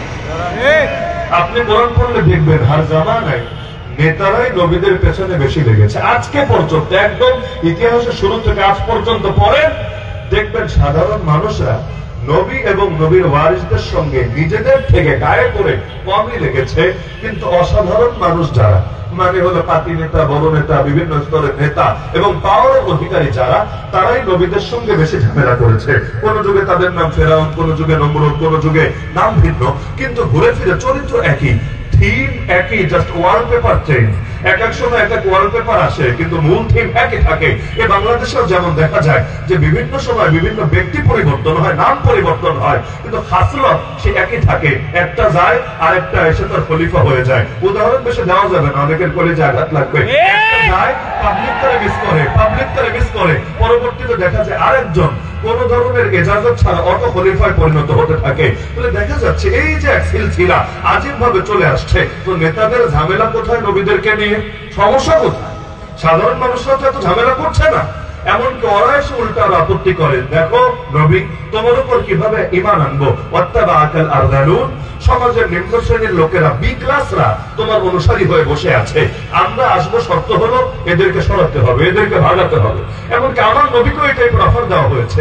আল্লাহ কোরআনে আদেশ করেছেন নবীকে, খবরদার, ওয়াসবির নাফসাকা মা'আল্লাযীনা ইয়াদউনা রাব্বাহুম বিলগাদাতি ওয়াল আশি ইউরিদুনা ওয়াজহা, নিজেকে অটল রাখেন, অবিচল রাখেন তাদের সাথে যারা সকাল সন্ধ্যা আল্লাহকে ডাকে তার সন্তুষ্টি চেয়ে। ওয়ালা তা'দু আইনাকা আনহুম, এদের থেকে আপনার দৃষ্টি যেন অন্যদিকে না যায়। তুরিদু যিনাতাল হায়াতিদ দুনিয়া, আরে নেতারা পয়সাওয়ালা ঈমান আনলে কি হবে? আপনি দুনিয়ার সৌন্দর্য চাচ্ছেন, দুনিয়ার উন্নতি চাচ্ছেন। ওয়ালা তুতি মান আগফালনা কলবাহু আন যিকরিনা ওয়াত্তাবা হাওয়া ওয়া কানা আমরুহু ফুরতা, আপনি ওদের কথা মোটেও শুনবেন না যাদের কলবকে আমি আমার জিকির থেকে গাফিল করে দিয়েছি, যারা নিজেদের নফসের অনুসারী হয়েছে এবং যারা প্রচুর সীমা লঙ্ঘনের বাড়াবাড়ি করছে, আপনি ওদের কথা শুনবেন না। তো নেতাদের ঝামেলা কোথায়? এমনকি কোরআন খুললে একটা শব্দ অনেক পাবেন, মিম লাম হামজা, মালা। وقال الملأ من قوم فرعون, এই মিম লাম হামজা মালাউন, এই মালাউন মানে কি? মালাউন মানে হলো রাজা বা ওই বাংলা মালাউন না, ওটা আলাদা। মিম লাম হামজা এর অর্থ রাজা বাদশার আশপাশে যারা থাকে সভাসদ বর্গ, ওই রাজাদেরকে ফুসলায় ফাসলায় নেতাদের সঙ্গে চামচা থাকে না, কিছু ধারে কাছে থাকে, আর এদের কান গরম করে যে কামালউদ্দিন সাবরে আপনারা ঝামেলা করে, না হলে তিনি যেভাবে আগাচ্ছে, সব আলেম যেভাবে তার সাথে আসছে, সামনে যদি হুজুররা ডাক দেয় উত্তরায় মনে হয় দিন কায়েম হয়ে যাবে, দমায় রাখেন, হুজুরদের নিয়ে জেলে ভরে রাখেন। এই হেফাজতের মামলার পর বেশিরভাগ নাম এসেছে স্থানীয় নেতাদের থেকে। কিছু নাম তো এসেছে বর্ডারের উপর থেকে, কোন দেশ নাম নাই বা বলি, আমাদের নাম মোবারক সেখানে আছে, উপর থেকে এসেছে। এখানে এই দেশের লোকদের অতটা ঝামেলা নেই যতটা ঝামেলা আছে ওদের এজেন্সি গুলো। কিছু নাম এসেছে ওখান থেকে, কিছু এসেছে এই দেশের উপর মহল থেকে, আর কিছু এসেছে এই দেশের কিছু পার্টি নেতার থেকে, যার সাথে যার দুশমনি আছে, গিয়ে বলেছে এই চান্দে এই হুজুরটারও দমায় দেন, এলাকা ঠান্ডা। আর এই হুজুর যদি থাকে নিজে তো গরম গরম, এলাকারাও করে রাখবে গরম, উপরন্তু এখন যাদেরকে আটকে রেখেছে এদেরকেও আটকে রাখতে পারবেন না। সবাইকে সংগঠিত করে এমন দুর্বার আন্দোলন গড়ে তুলবে, জেলের তালা ভেঙে হলেও তাদেরকে বের করে আনবে। তো দেখা যায় বিভিন্ন সময় নেতারা নেতাদেরকে এদের আশপাশের পাওয়ারফুল লোকেরা ফুসলায় কেন? এদের ঝামেলা কোথায়? তার মানে নবীদের দাওয়াতে এমন কিছু আছে যেটা এই পাওয়ার ওয়ালাদের পাওয়ারকে চ্যালেঞ্জ করে। সেটা কি? সেটার নামই হলো তাওহীদ। জীবনের সব ক্ষেত্রে এক আল্লাহর গোলামি করা, এক আল্লাহর আনুগত্য করা। আবু জাহল জানে যদি নবীর উপর ঈমান আনেই তাহলে ওর বিধান আর চূড়ান্ত থাকবে না, আল্লাহর বিধানই চূড়ান্ত হবে। আর আল্লাহর বিধান কোনটা এটা আবু জাহল আবু লাহাব জানবে না, এটা নবী জানবেন, কারণ ওহী তার উপর আসে, ওদের উপরে আসে না, ওহী তার উপর আসে। এজন্য মাঝে মাঝে ফাইজলামে যুক্তিও দিতে চেয়েছে, কখনো বলেছে ঈমান আনবো ঠিক আছে, তবে শর্ত আছে। শর্ত কি? লান নুমিনা হাত্তা নুতা মিথলা মা উতিয়া রাসূলুল্লাহ, আমরা তখনই ঈমান আনবো যখন আমাদেরকেও তা দেওয়া হবে যা রাসূলদেরকে দেওয়া হয়েছে। মানে এদের কাছে ওহী আসবে, এদের কাছে আসমানি কিতাব আসবে, তবেই এরা ঈমান আনবে, অন্যথায় আনবে না। ওই বাংলাদেশে দেখেন না অনেকে হুজুর মানতে রাজি না। ধর্মকে আমরা কম বলছি নাকি? ইসলাম নিয়ে কি আমাদের পড়াশোনা কম নাকি? হুজুররা কি ব্রাহ্মণ হয়ে গেছে নাকি? ইসলামের ঠিকাদার হয়ে গেছে নাকি? সুতরাং ধর্মের জন্য হুজুরদের কাছে যাওয়া লাগবে না। আর এই দেশের হুজুররা ধর্মের অপব্যাখ্যা করে। তো ধর্মের সঠিক ব্যাখ্যা কারা করে? ধর্মের সঠিক ব্যাখ্যা ওই বকরমরা করে। সূরা ফাতিহা পড়তে গেলেও যাদের দাঁত 16টা ভাঙে, সূরা ফাতিহাও সহি করে পড়তে পারে না, কালেমাটাও সহি করে পড়তে জানে না। ওরা নাকি ধর্মের সঠিক ব্যাখ্যা জানে, আর আমাদের কেউ জানে না, কেউ না। এরা সব উগ্রবাদী, এরা সব মৌলবাদী, এরা সব ধর্মের অপব্যাখ্যাকারী। পুরাই ফেরাউনের মতো কথা। ফেরাউন ঠিক এই বাক্যই বলেছিল, ইন্নী আখাফু আন ইউবাদদিলা দীনাকুম আও আন ইউযহিরা ফিল আরদিল ফাসাদ। আমি মূসাকে কেন হত্যা করতে চাই জানো? কারণ মূসার দুইটা অপরাধ। এক নম্বর অপরাধ হলো আমি ভয় পাচ্ছি। আমি মানে আমি না, ফেরাউন বলছে আমি ভয় পাচ্ছি। ফেরাউন কিন্তু কারো নাম না, এটা হলো শব্দটাই ব্র্যান্ড হয়ে গেছে, তাই বারবার ফেরাউন বলছে। ফেরাউন নামে কোনো লোক ছিল না, ফেরাউন কোনো নামই না। ফেরাউন এটা হলো মিশরীরা তাদের দেশের প্রেসিডেন্টকে ফেরাউন বলতো। বাংলাদেশের লোকেরা যেমন তাদের প্রেসিডেন্টকে রাষ্ট্রপতি বলে, আঞ্চলিক শব্দ। একই জিনিস, ধরেন মুদ্রা, বাংলাদেশের মুদ্রাকে বলে টাকা, ইন্ডিয়ার মুদ্রাকে টাকা বলে না, বলে রুপি। আবার ইউএসএর টাকে সেটাকে রুপি বলে না, সেটাকে বলে ডলার। আবার ইংল্যান্ডের টাকে সেটাকে আবার ডলার বলে না, ওটাকে বলে পাউন্ড। ওই মুদ্রা এক এক দেশে তার এক এক নাম। একইভাবে প্রেসিডেন্ট, ইংলিশে যারে বলে প্রেসিডেন্ট, বাংলায় তারই বলে রাষ্ট্রপতি। মিশরিয়ান ভাষায় তৎকালীন যুগে তারই বলা হতো ফেরাউন। এটা মূলত কোনো নাম না, বহুত ফেরাউন ছিল, বহুত। কত এলো আর কত গেল, কারণ চিরকাল তো একজনই দেশ শাসন করে, বিষয়টা এমন না। যখন যে প্রেসিডেন্ট হয়েছে তখন তাকে ফেরাউন বলা হয়েছে। কিন্তু বলবেন মাঝখানে ওই একটারই আমরা ফেরাউন বলতে একজনকে বুঝি কেন? ফেরাউন যদি অনেকে থাকে তাহলে আল্লাহ এভাবে বলতো 14 নম্বর ফেরাউন, 20 নম্বর ফেরাউন বা 40 নম্বর ফেরাউন। ওই সিরিয়াল ছাড়া আল্লাহ ডাইরেক্ট বলে দিল ফেরাউন। এটা কিসের জন্য? কারণ কিছু লোক এমন আকাম করে যে এক এক শব্দ ওদের সঙ্গে যায় একদম ফিট হয়ে। ওই শব্দ বললে সবাই অটোমেটিক ওদেরকে বুঝে নেয়। যেমন ধরেন এই দিয়াবাড়ি বা উত্তরায় কাক কিন্তু কম নাই, বহুত কাক আছে, সারাদিন কা কা কা এগুলো করে, বহুত কাক আছে। কিন্তু আমি যদি কাউয়া শব্দ বলি, উত্তরার কোন কাকের দিকে নজর যাবে না, নজর যাবে বিশেষ একজনের দিকে। বাংলাদেশে মুরগি চুরি করে এমন লোক একটা দুইটা না, বহুত আছে। কিন্তু আমি যদি মুরগি চোরা বলি, তাহলে এই আঞ্চলিক মুরগি চোর গুলোকে কেউ বুঝবে না। ওই বিশেষ একটা ব্র্যান্ড আছে এই দেশে, ওইটাকে সবাই বুঝবে। তো কিছু জিনিস এমন আল জাজিরা ইংলিশ ভার্সন একটা রিপোর্ট করলো মাঝখানে। রিপোর্টের শিরোনাম দিল লেডি হিটলার। কি শিরোনাম? পাবলিক দেখি শিরোনাম দেখে খুশি, ভিতরে কি আছে দেখার দরকার নেই, সবাই ঘুমায় স্ক্রিনশট যে এই যে কি সুন্দর একটা শিরোনাম দিয়েছে, একটা সুন্দর নাম দিয়েছে, লেডি হিটলার। এখন যদি জিজ্ঞাসা করা কারে মিন করেছে, বলে এটা কি আমরা বুঝি না কারে মিন করেছে। যেমন দেখেন না, আপনি যদি বলেন এমনি উদাহরণ হিসাবে যে একদল খেয়ে গিয়েছে আর একদল খাওয়ার অপেক্ষায় আছে, এটা তো বিয়ে বাড়িতে নিয়মিতই হয়। আপনি বিয়ে বাড়িতে যান, কি বিয়ে বাড়িতে হয় না? বিয়ে বাড়িতে কিন্তু একসাথে সবাই খেতে বসতে পারেন। একদল খায়, তারা উঠে যায়, আরেকদল খাওয়া করে দেয়, তারা বসে, এরা উঠে যায়, এরপর আরেকদল আসে। এক কথা তো বহু রকম অর্থ হতে পারে। কিছু লোক বলে ওঠে, কি রে তুমি আমার বিরুদ্ধে বললা কেন? আপনি বলবেন কই, আমি তোমার নিয়ে কই বললাম? আমার তো মনের কোনো চিপা চাপা, কোনো হাসিয়া, কোন জায়গায় তো তোমার নামও নাই ভাই, তুমি এটা তোমার গায়ে লাগালা কেন? বলবে আপনারা আসলে কাদেরকে বোঝান, আমরা কি বুঝি না? ঠাকুর ঘরে কে রে? আমি কলা খাই না। বলতে পারে ঠাকুর ঘরে কে রে? আমি রাশেদ, আমি খালেদ, আমি মাজেদ। শেষ, ঠাকুর ঘরে কে রে? আমি কলা খাই না। মানে কি? তার মানে তুমি বুঝে ফেলেছো ঝামেলা কোথায় হয়েছে। তো ফেরাও এই বেচারে এমন কিছু কাজ করেছে, এই শব্দটা তার সঙ্গে এমন লাগা লেগেছে। বড় মজা লাগে আমার যে কোরআন মাজিদ যখন পড়ি, ফেরাউনের নাম দিলেও 50টা নেকি মেলে। জানেন না? ফেরাউনের নাম কোরআনে আছে 74 বার, আমার জানা মতে 74 বার। প্রতিবার ফেরাউনের নাম দিলে 50 নেকি সর্বনিম্ন। এই রমাদান আসছে নাকি আরো বেশি, রমজানে আরো বেশি বেশি ফেরাউনের নাম পড়লে নাকি আরো বেশি। আর যদি নামাজ দাঁড়ায় পড়েন তারাবিতে যেমন হাফিজ সাহেবরা পড়ে আরো বেশি। তো সর্বনিম্ন হলো 50 নেকি, অথচ আমার নাম নিলেও 1 নেকি নাই। যদি আমার নাম নেয় আমি বলতে পারবো না আইনে 10 নেকি, লামে 20 নেকি, ইয়াতে 30 নেকি, আমি ফতোয়া দিতে পারবো না। কিন্তু ফেরাউনের নামের মধ্যে কি কারিশমা, ওর নাম নিলেও 50 নেকি সর্বনিম্ন। ফা 10 নেকি, রা 10 নেকি, আইন 10 নেকি, তোহাও 10 নেকি, নুন 10 নেকি। তুমি বলবেন এত সব ওর নামের ভেতরে কেন? সে কি অনেক বড় বুজুর্গ ছিল? না, বরঞ্চ আল্লাহ তাআলা কোরআন যেহেতু হেদায়েতের কিতাব, হেদায়েতের কিতাবের বিষয়টি আলাদা। কোরআনে আপনি দেখেন এক যায়েদ রাদিয়াল্লাহু আনহু ছাড়া কোনো সাহাবীর নামই নাই। না আবু বকর, না ওমর, না ওসমান, না আলী, ইঙ্গিত থাকতে পারে, নাম নাই, কারো নামই নাই। এমনকি মোহাম্মদ শব্দটাই আয়াতের মধ্যে মাত্র 4 বার আছে, বেশি নাই, মাত্র 4 বার। মুহাম্মাদুর রাসূলুল্লাহ ওয়াল্লাযীনা মা ওয়া মা মুহাম্মাদুন ইল্লা রাসূল ক্বাদ খালাত মিন ক্বাবলিহি রাসূল, এরকম মোট 4 বার পাবেন। সেখানে ফেরাউনের নাম 74 বার। কেন? ওর দাম বেশি, ওর মাকাম বেশি, ওর সম্মান বেশি? এই কারণে না। কোরআন তো হেদায়েতের কিতাব, কোরআন তো কখনোই অতীত না, কোরআন সর্বদা বর্তমান। কোরআন কখনোই অতীত হবে না, সেকেলে হবে না। কোরআন সর্বদা বর্তমান। 1500 বছর আগে যেমন বর্তমান, আজকেও বর্তমান, কিয়ামতের 1 সেকেন্ড আগেও বর্তমান। এই কোরআনে আল্লাহ এত বেশি ফেরাউনের কিচ্ছা শুনিয়েছে, এজন্য না যে আল্লাহ গল্প শুনিয়ে মজা দিতে চায়। কোরআন গল্পের কিতাব না, কোরআন ইতিহাসের বই না, কোরআন হেদায়েতের কিতাব। এর লাইনে লাইনে, শব্দে শব্দে, অক্ষরে অক্ষরে হেদায়েত। আল্লাহ ফেরাউন নিয়ে এত কথা কেন বলেন, এত সওয়াবের ইন্তজাম কেন রাখেন? কারণ আল্লাহ বান্দাকে ফেরাউনের কথা শুনিয়ে শুনিয়ে, বনী ইসরাইলের গল্প জানিয়ে জানিয়ে, নবী মুসা আলাইহিস সালামের অবস্থান শুনিয়ে শুনিয়ে প্রত্যেকের দিলে দিলে এটা বসিয়ে দিতে চান। শোনো, এক ফেরাউন লোকান্তরে, লক্ষ ফেরাউন ঘরে ঘরে, একটা বিদায় হয়েছে, হয়েছে কিয়ামত পর্যন্ত আর বহু ফেরাউন আসবে।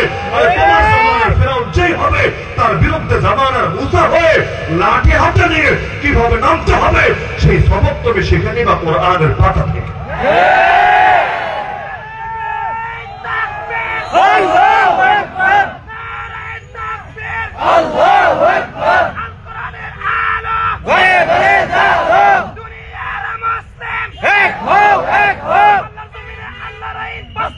তো যেহেতু বাতিলের থিম একই থাকে, ওয়ালপেপার চেঞ্জ হয়, এজন্য পুরান মূলনীতি মেনে হার জামানায় কাজ করা যায়। তো ফেরাউন বলেছিল, আমি ভয় পাই নবী মুসার ব্যাপারে 2টা।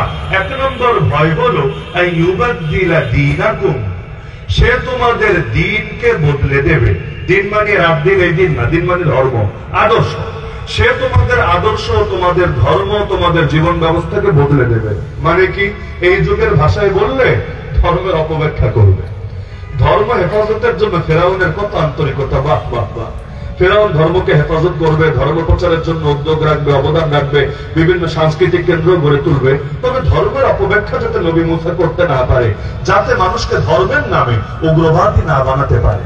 আজকাল বলে না ধর্মের নামে রাজনীতি চলবে না, তো কি অধর্মের নামে রাজনীতি চলবে? ধর্মের নামে রাজনীতি চলবে না, তো চলবেটা কিসের নামে? রাজনীতিতে ধর্ম টানবেন না, তো টানবো কোথায়? ধর্ম সব জায়গায় টানা যাবে, বাথরুমে টানা যাবে, স্ত্রীর সাথে মিলিত হয় টানা যাবে, দাঁত ব্রাশ করা, কাপড় পরা, ওঠা বসা চলা, সব জায়গায় ধর্ম টানা যাবে।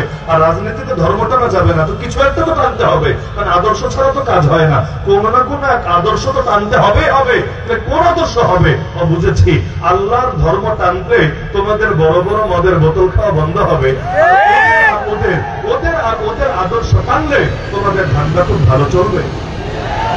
না হলে ধর্ম পরিপূর্ণ হওয়ার মানে কি? ইসলাম যদি পরিপূর্ণ হয়, আগে এটা মানেন যে ইসলাম পরিপূর্ণ নাকি পরিপূর্ণ না। যদি বলে পরিপূর্ণ না, তুই বেটা মুসলমানই না। যদি বলে পরিপূর্ণ, তো জীবনের সব জায়গায় ধর্মের শিক্ষা থাকবে। যদি না থাকে, ইসলাম পরিপূর্ণ হলো কিভাবে? একদিকে বলবেন পরিপূর্ণ, আরেকদিকে বলবেন শিক্ষা নাই। একদিকে বলবেন পরিপূর্ণ, আরেকদিকে বলবেন শিক্ষা নেই। মানে কি? এখন বলবো, হুজুর দেখেন ধর্মের নামে যারা রাজনীতি করে, এরা কত ধরনের প্রোপাগান্ডা চালায়, কত ধরনের ভুল ভ্রান্তি করে। ভালো কথা, ধর্মের নামে যারা রাজনীতি করে তারা মানলাম সবাই ভুল করে, তুমি সঠিকটা করো না কেন? তোমারে না করেছে কোন ফাজিলে? ধর্মের নামে যারা রাজনীতি করে ওরা সব পচা, ওরা সব খারাপ, বুঝলাম, মানলাম। তো তুই বা ডাকি, তুই কর ধর্মের নামে। ধর্ম তো কারো ব্যক্তিগত সম্পত্তি না। অমুকে ভালো মতো নামাজ পড়ে না, তো কি হয়েছে? তুমি পড়ো। অমুকে ভালো মতো মেহনত করে না, তো কি হয়েছে? তুমি করো। অমুকের কাজ পছন্দ হয় না, তুমি এমন ভাবে করো যেটা দেখে সবাই শিখবে। আর ভালো যদি চলে আসে, মন্দের ভাত এমনি ফুরা যাবে। ভালো মানুষ যদি চলে আসে, মন্দের ভাতটা এমনি ফুরা যাবে। তো তোমরা খাঁটি ধর্মীয় রাজনীতি করে দেখাও না, ইনশাআল্লাহ। এখন যারা তোমাদের নজরে ভুল করছে, ওদের ভাত থাকবে না, সব ভাত তোমাদের হবে। তো নিজেও করবা না, কাউকেও করতে দিবা না। এইটা তো আসলে ভালো কোনো ইঙ্গিত বহন করে না। তাহলে 1 নম্বরে দেখা গেল ফেরাউন ব্যাখ্যা দিল, আমি ভয় পাচ্ছি সে ধর্মের অপব্যাখ্যা করবে, ধর্ম বিকৃত করে দেবে। 2 নম্বর, আমি ভয় পাচ্ছি নবী মুসা পৃথিবীতে জঙ্গিবাদ ছড়াবে। এখানে আরব মানে সারা দুনিয়া, আরব মানে মিশর। আল্লাহ খারিজি, সে মিশর দেশের মধ্যে জঙ্গিবাদ ছড়াবে, সন্ত্রাস ছড়াবে, টেরোরিজম ছড়াবে। ফাসাদ মানে কি? ফাসাদ মানে জিদ্দুস-সালাহ, যা কিছু শৃঙ্খলার বিপরীত সবই ফাসাদ, সবই বিশৃঙ্খলা। তো ফাসাদ এতটা ব্যাপক শব্দ, এর মধ্যে সবই আছে। তো ফাসাদের মধ্যে সন্ত্রাস, জঙ্গিবাদ, নৈরাজ্য, এই যুগের ভাষায় বললে ওইটাই দাঁড়ায় আর কি, যে নবী মুসাকে পানিশমেন্ট দিতে হবে, না হলে পৃথিবীর মধ্যে দেশের মধ্যে জঙ্গিবাদ ছড়াবে। তাহলে নবী মুসা জঙ্গিবাদ ছড়াবে, আর মাননীয় ফেরাউন মহোদয় ওর এগেইনস্টে পরিচালনা করবে, জঙ্গিবাদ দমনের জন্য যুদ্ধ করবে। কি যে আজীব মূলনীতি রে ভাই। এই যে আমেরিকা যখন দেখা গেল আফগানের লোকেরা সোভিয়েত ইউনিয়নের বিরুদ্ধে যুদ্ধ করলো, 1 বছর না 9টা বছর, আমেরিকা সারা দুনিয়ার সামনে এদেরকে নিয়ে গর্ব করলো, দেখো এরা বিপ্লবী, এরা স্বাধীনতাকামী, এরা মুক্তিযোদ্ধা, এরা সশস্ত্র স্বাধীনতাকামী, ইত্যাদি ইত্যাদি। এমনকি নিজেরা তাদেরকে সাপোর্ট দিল, শেল্টার দিল, বিভিন্ন ভাবে মিডিয়া সাপোর্ট দিল, তাদেরকে টুকটাক বিভিন্ন ভাবে অস্ত্র বিক্রি করলো। অর্থ ধান্দাই, যত বেশি অস্ত্র বেচবে তত বেশি তার ব্যবসা হবে। যদিও অনেকে বলে মাগনা দিয়েছে, মাগনা দেয় না। আব্দুল্লাহ আজম রহমতুল্লাহ ক্লিয়ার করে গেছে, মাগনা দেয় নাই, উচ্চ মূল্য দিয়েই বিক্রি করেছে, করুক, কিন্তু তার অস্ত্র দরকার, ওর পয়সা দরকার, যা সবই হলো। তা 9 বছর পর্যন্ত আমেরিকা অস্ত্র বেচলো, তবুও জঙ্গি হলো না। তারা থাকলো মুক্তিযোদ্ধা, তারা থাকলো স্বাধীনতাকামী, তারা থাকলো বিপ্লবী, সব ঠিক আছে। কিন্তু একই যুদ্ধ যখন আমেরিকার সাথে হলো, আগেও সোভিয়েত মারতে এসেছে, আফগানিরা বলেছে মায়ের খাবো না, মায়ের জবাবে মায়ের, ইট ফর ট্যাট, ইট মেরেছ পাটকেল তোমাকে খেতেই হবে। আমাদেরকে মারতে এসেছো, এবার তোমাদের কোমর ভাঙা হবে। ব্যাস, মারতে এসেছে, মরে নাই, নাম লাগায় দিল বিপ্লব, নাম লাগায় দিল স্বাধীনতা যুদ্ধ। আমেরিকাও তো একই কাজ করলো। 9/11 ঘটনার পর আফগানিস্তানে মারতে গেল নাকি মেজবানি করতে গিয়েছিল, নাকি দাওয়াত খাওয়াতে গিয়েছিল? মারতেই তো গিয়েছিল। তো অপশন তো দুইটা, এখনো চুপচাপ বসে বসে মাইর খাবে, যে তোরা মার, আমরা ললিপপ চালাচ্ছি, কত মারতে পারবি মার, তোদের আছে বন্দুক, আমাদের আছে বুক, ইচ্ছা মতো তোরা মার, আমরা রক্ত দিতেই জানি, রক্ত দিতে জানি না, যত মারবি তত রক্ত দিব আর দিব আর দিব আর দিব। এমন ডায়লগ যদি দিত তাহলে আবার ভালোই বলতো, দেখো কত ভালো ছেলে আফগানের ছেলেরা, এরা আসলেই স্বাধীনতাকামী, আসলেই ভালো। কিন্তু দেখা গেল তারা বলল মারতে এসেছো, এবার তোমারে মারা হবে। ব্যাস, 1 বছর না 2 বছর না 19টা বছর পর্যন্ত লড়াই চললো। এখন নাম লাগাই দিলে আফগানিস্তানে জঙ্গিবাদ চলছে। কেন? আগেরটা যদি স্বাধীনতা যুদ্ধ হয়, এটা জঙ্গিবাদ কেন? আগে এক দেশ মারতে এসেছে, মায়ের খায় নাই, প্রতিরোধ করেছে, সেটাতে বাহবা দিলা। এখন তুমি মারতে গিয়েছো, মায়ের খায় নাই, উল্টা জবাব দিয়েছে, এখনো তো বাহবা দেওয়া দরকার ছিল। নীতি তো একটাই থাকা দরকার, কিন্তু না, এই জালেমদের নীতি এক থাকে না। রাশিয়া যখন ইউক্রেনে হামলা চালায়, তখন বলে ইউক্রেন মাজলুম, ইউক্রেন অসহায়, ইউক্রেন ভিকটিম, তার পাশে দাঁড়াতে হবে। আর ইসরায়েল যদি ফিলিস্তিনে হামলা চালায়, তখন বলে না না, এই ফিলিস্তিন জঙ্গি, ফিলিস্তিন সন্ত্রাসী, ওদেরকে মারতে হবে, ওদেরকে শেষ করে দিতে হবে। আমি তো আজও মনে করি, আপনি দ্বিমত করতে পারেন, কিন্তু আমি মনে করি আজও যদি পশ্চিমারা, বিশেষ করে আমেরিকা যদি ঘোষণা দেয় ইসরায়েলের সঙ্গে আমাদের কোনো সাপোর্ট নাই, কোনো সহযোগিতা নাই, আমি বিশ্বাস করি আগামী 1 সপ্তাহের মধ্যে ফিলিস্তিন সংকটের সমাধান হয়ে যাবে। এই ইসরায়েল যা কিছু করছে, ওদেরকে পুরো দমে সাপোর্ট দিচ্ছে, শক্তি যোগাচ্ছে এই আমেরিকা এবং এই পশ্চিমারা। ওদের মদতেই পরিপুষ্ট হয়ে এরা আমাদের ভাইদের রক্তে জমিনকে রঞ্জিত করছে। এক দেশে তুমি মাজলুমের পাশে দাঁড়াও, আর এক দেশে তুমি জালেমের পাশে দাঁড়াও। আসলে কাহিনীটা কি? তুমি কি চাও? সে কি চাও এটা বুঝতে বাকি থাকে না। দাজ্জালের যেমন এক চোখ, ওদেরও এক চোখ। ওরা নিজেদের লোকদেরকে যেভাবে দেখে, বাকি দুনিয়ার মুসলমানদেরকে সেভাবে দেখতে পারে না। এজন্যই তো কে কি চায় আর কে কি চায় না, এগুলো দেখা মুসলমানদের কাজই না। কে ভালো বললো, কে মন্দ বললো। নবী যদি চাইতেন যে তাকে সবাই ভালো বলুক, নবীর জন্য এটা বড় সহজ ছিল। কারণ 40 বছর পর্যন্ত তাকে সবাই ভালো বলে এসেছে, তার চরিত্রে কোনো দাগ নাই, তিনি মাসুম, আল্লাহ নিজে থেকে গাইড করেন, নিজে হেফাজত করেন। আমাদের তো অজান্ত ভুল হয়ে যায়, হয়, স্বাভাবিক ব্যাপার, কিন্তু তাকে তো আল্লাহ এমন ভাবে গাইড করেন যে তার প্রতিটা পদাঙ্ক, প্রতিটা পদক্ষেপ এটা রব্বুল আলামিনের পক্ষ থেকে নিয়ন্ত্রিত, এবং আল্লাহ নিজেই তাকে সদা সর্বদা ওহীর মাধ্যমে গাইড করছেন। তো নবী যদি চাইতেন সবার মন জুগিয়ে চলবেন, পারতেন, কিন্তু সবার মন জুগিয়ে চললে আর যাই হোক হকের বিজয় তো হবে না। আবু জাহেল, আবু লাহাব খেপেছিল কেন? এটাই তো ছিল মূল পয়েন্ট। খেপেছিল এই কারণে, ওরা জানতো নবীকে মানলেন আল্লাহর সার্বভৌমত্ব। লিখে রাখেন, এই বাংলাদেশে যতদিন পর্যন্ত আল্লাহর সার্বভৌমত্ব প্রতিষ্ঠা করতে পারবেন না, যে যাই বলুক, যে যাই করুক, এই দেশে পশ্চিমকালেও শান্তি এবং মুক্তি আসা সম্ভব না। কারণ দুনিয়া সবাই ধান্দা করে চলে, সবাই। প্রত্যেকের কোনো না কোনো একটা ধান্দা থাকে, একটা পক্ষ থাকে। এই নিরপেক্ষ শব্দটাও ভণ্ডামির শব্দ। পৃথিবীতে কেউ নিরপেক্ষ না, সবাই কোনো না কোনো পক্ষ। সুতরাং ওদেরকে মাইনা সারা দুনিয়াতে শান্তি করা সম্ভব না, কারণ শান্তির মালিককে, মুক্তির মালিককে। নিরপেক্ষতা আবার কিসের? হয়তো তুমি হকের পক্ষে, না হলে বাতিলের পক্ষে, হয়তো আলোর পক্ষে, না হলে অন্ধকারের পক্ষে, হয়তো রহমানের পক্ষে, না হলে শয়তানের পক্ষে। নিরপেক্ষ আবার কিসের? আমি জিজ্ঞাসা করলাম তুমি কি? বললো পুরুষ। তুমি কি? নারী। তুমি কি? নিরপেক্ষ। এরকম যদি কেউ বলে নারীও না পুরুষও না, নিরপেক্ষ, তাহলে আপনারা কি বলেন? যদি কখন এমন হয় যে ঘোড়া আর গাধার মিলন হয়েছে, প্রেম তো আবার বাধা মানে না, কোনো সীমানা মানে না, তো ঘোড়া আর গাধা প্রেমে পড়ে গেল। প্রেম নাকি আবার ফিজিক্যাল না করলে পূর্ণতা পায় না, তো বেচারাও তারা ফিজিক্যাল রিলেশনে জড়ায় গেল। তাদের ঘর আলোকিত করে একটা কিউট বেবি পয়দা হলো। সেই বেবিটা কিন্তু না ঘোড়া হয় না গাধা হয়। ওটা কি হয় জানেন না সবাই? ওটা কি হয়? খচ্চর। আরবিতে বলে বাগলুন, বাংলায় বলে খচ্চর। ভিন্ন একটা জাত, সাইজে ঘোড়ার চাইতে নিচে, আবার এদিকে গাধার চাইতে উপরে। আর আব্বার নাম হইল ঘোড়া, আর আম্মার নাম হইল গাধা। মাঝখানেও না হয়েছে ঘোড়া, না হয়েছে গাধা। এই দেশে কিছু পাগল এমন আছে, এরা আল্লাহরে নিয়েও চলতে চায়, আবার ইবলিসকেও ছাড়তে রাজি না। দুনিয়ার সব দাজ্জাল এবং তাগুতদেরকেও নিয়ে চলবে, আবার আল্লাহর নামও ঠিকই বেঁচে খাবে। এগুলো না হতে পেরেছে এই কুল, না হতে পেরেছে ওই কুল, এগুলো দিন শেষে হয়েছে খচ্চর কুল। সুতরাং বাংলার জমিনে যদি মুক্তি আনতে চান, নতুন এক বাংলাদেশ গড়তে চান, ইসলাম ছাড়া গড়তে পারবেন না। কিসের? বৈষম্য মুক্ত বাংলাদেশের স্বপ্ন দেখে আল্লাহর জাতে পাকের কসম করে বলি, এই দেশের অর্থনীতিতে যতদিন সুদ থাকবে, সুদ, যতই বৈষম্যের বিরুদ্ধে কথা বলেন, অর্থনৈতিক বৈষম্য জিন্দগিটা দূর হবে না।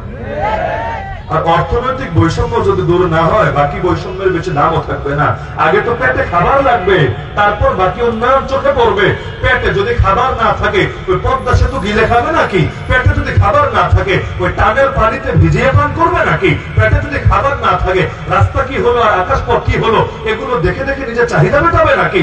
আর ক্ষুধার্ত পেটে চাঁদের দিকে তাকালে সেই পূর্ণিমার চাঁদকেও এক টুকরো রুটির মতোই লাগে। তাহলে আগে তো পেটের ক্ষুধাকে দূর করতে হবে। আজও বাংলাদেশের 4 কোটির বেশি মানুষ দারিদ্র সীমার নিচে আছে। মোট দরিদ্র 4 কোটি, এটা বলি নাই। দরিদ্র তো এই দেশের অধিকাংশ, সবাই তো দরিদ্র। দরিদ্র না কে? হাতে কোনো কিছু আছে, অন্যদের হক মেরে খেয়ে খেয়ে আর সুদের মাধ্যমে সবার টাকা নিজেদের পকেটে নিয়ে পুঞ্জীভূত করে করে এই গুটি করে পুঁজিপতি আর আধুনিক মহাজনরাই লাভে, বাকি সবই তো এই দেশে গরিব হয়ে আছে। তো দারিদ্র সীমার নিচেই আছে 4 কোটির বেশি মানুষ। এই মানুষগুলো যদি দারিদ্র সীমার নিচে থাকে, বৈষম্য দূর হবে কিভাবে? আর বৈষম্য দূর করতে চাইলে খালি ঘুষ আর দুর্নীতি দূর করলেই হয় না, বরং সুদের বিরুদ্ধেও জিরো টলারেন্সে আসা লাগে। সুদ মানেই বৈষম্য, সুদ মানেই বৈষম্য, ভিন্ন কোনো ব্যাখ্যা নাই। তাহলে কিভাবে হবে? আবার দেখেন, কোটা বিরোধী আন্দোলন হলো, যে মুক্তিযোদ্ধার নাতিপত্নীদের কোটা আমরা চাই না, কোটা বিরোধী আন্দোলন হলো। সংস্কারের দাবিতে দেশ সংস্কারই হয়ে গেল, ভালো কথা। এখনো পর্যন্ত সংসদে নারীদের জন্য কোটা আছে নাকি নাই? মুক্তিযোদ্ধা কোটার বিরুদ্ধে আন্দোলন হয়ে ফ্যাসিজমের বিদায় হলো, তাদের দাফন হলো। তো নারীদের কোটা কোন যুক্তিতে? নারীরা কি পুরুষের সাথে নির্বাচনে স্বাভাবিকভাবে দাঁড়ায় না? ইসলাম কি বলে না বলে এটা রাখেন, ওরা তো ইসলাম মানেই না। তো এমনি তো নারীদেরকে পুরুষের সাথে দাঁড় করায়। 300 আসনে যেখানে নির্বাচন হয়, সামনে এটা বাড়ানো নিয়ে আলোচনা হচ্ছে, তো 300 থেকে 500 করুক, 600 করুক। তো শুধু যে পুরুষ দাঁড়ায় এমন তো না, পুরুষও দাঁড়ায়, নারীও দাঁড়ায়, এমনকি হিজড়াও দাঁড়ায়। হিজড়াও দাঁড়িয়েছে এবং নির্বাচনে পাশ করে কোন কোন জায়গায় ভালো অবস্থানও গিয়েছে, এমপি না হলেও চেয়ারম্যান পর্যন্ত দৌড়ে গিয়েছে। তো দেখা গেল যে যেখানে যেখানে দাঁড়ায়, তাহলে তুমি যখন দাঁড়ালা, জনগণ তোমাকে পছন্দ করলে তোমাকে ভোট দিবে, পছন্দ না করলে দিবে না। আর নৈশ ভোট এটা বন্ধ করো, ঠিক আছে, যে মরা মানুষও এই শুরুতে ভোট দিয়ে যেতে না পারে, না হলে পোলাপানের দিলেও দুঃখ থাকে। হুজুর, আমার দাদা আসলো তো আসলো, নির্বাচন কেন্দ্র থেকে ভোট দিয়ে আবার কবরে গিয়ে শুয়ে পড়লো কেন? এক নজর দেখা দিয়ে যাই তো, কি পাপ করেছি আমরা?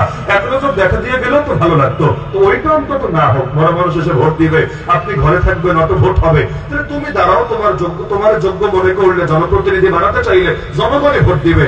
300 আসনে অথবা 500, 600 যাই হোক, এখানে সবাই লড়াই করবে এবং যোগ্যতার ভিত্তিতে নেতা হয়ে আসবে।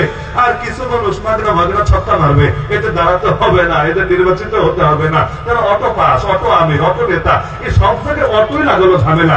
রাস্তায় গাড়ি চালাতে গেলে অটোর ভয়ে ভেতর কাঁপে। ঢাকা শহরে এই যে আজকে মাহফিলে আসতে প্রায় আধা ঘন্টা দেরি হয়েছে, অটো চিপায় পড়ে। অটোর এত ভয় লাগে, যেখানে লাগবে সেখানে এসে আসে। একদিকে অটো আমির, একদিকে অটো গাড়ি, আরেকদিকে অটো খলিফা, অটো চালক, সব জায়গায় খালি অটো আর অটো। নারী তুমি আলাদা করে অটো তোমাকে কোথা কেন পেতে হবে? তুমি যোগ্য হলে এমনি নির্বাচিত হয়ে আসবে আর যুক্তি দিবে। কিছু নারী যদি তার অটোই পাস না করানো হয়, নারীদের পক্ষে কে কথা বলবে? আচ্ছা ঠিক আছে, নারীদের পক্ষে কথা বলার জন্য কিছু নারীকে নিয়ে বসাতে হবে, ভালো কথা।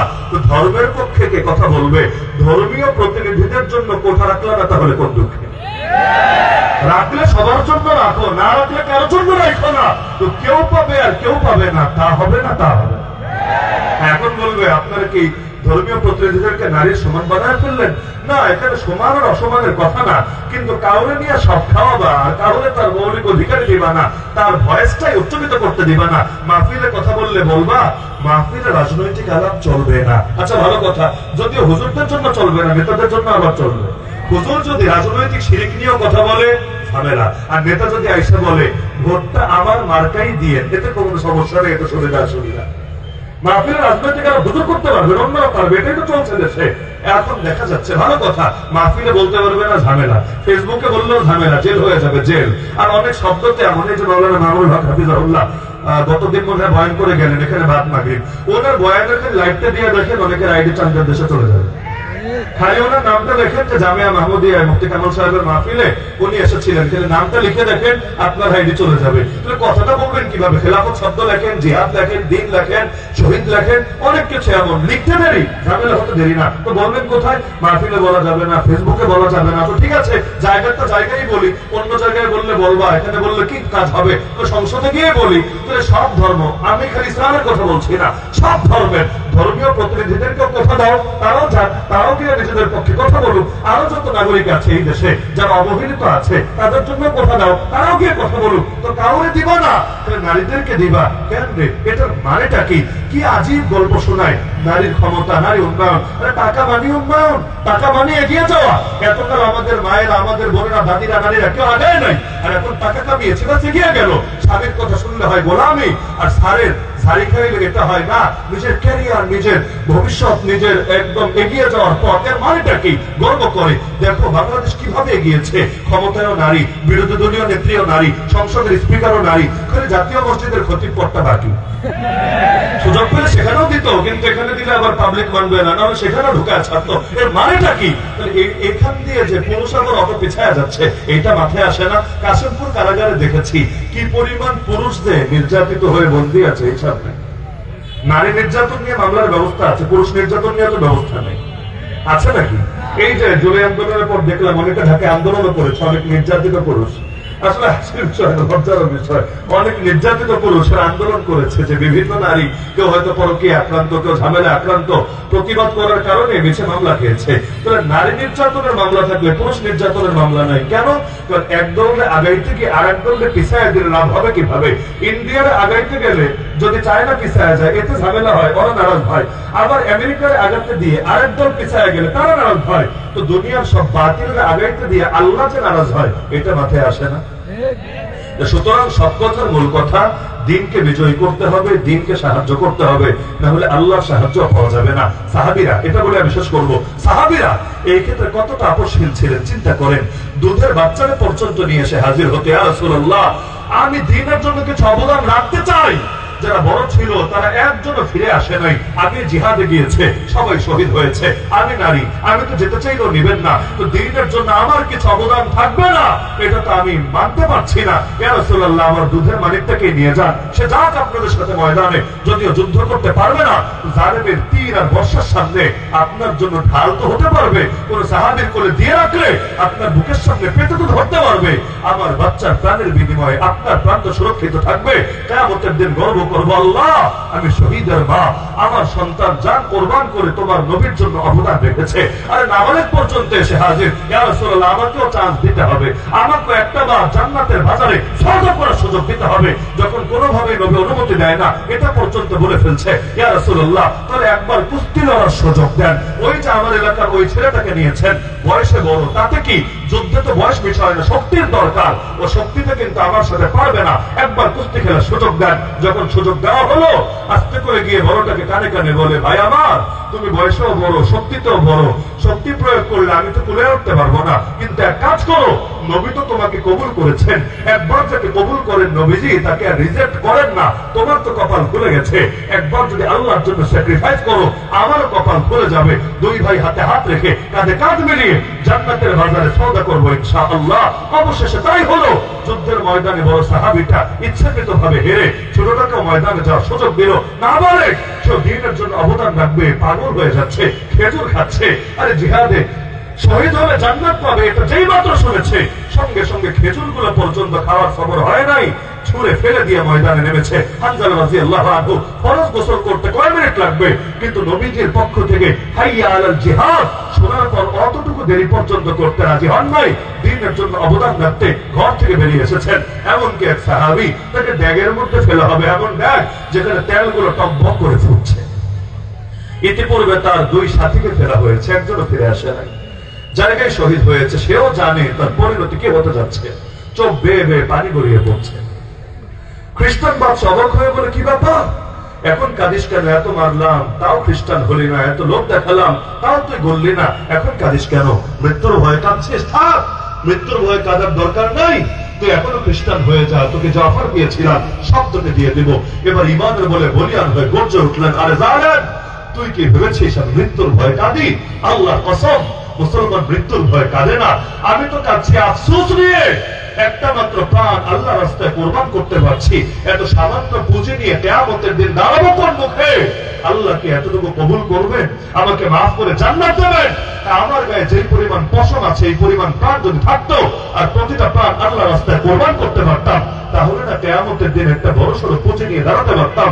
এত সামান্য পুঁজি নিয়ে দাঁড়াবো কোন মুখে? এই আফসোসে আমার চোখ বেয়ে পানি গড়িয়ে পড়ছে। এক জীবন দিয়েও তাদের তৃপ্তি হয় না, এক জীবন দিয়েও তৃপ্তি হয় না, তখনও কাঁদে।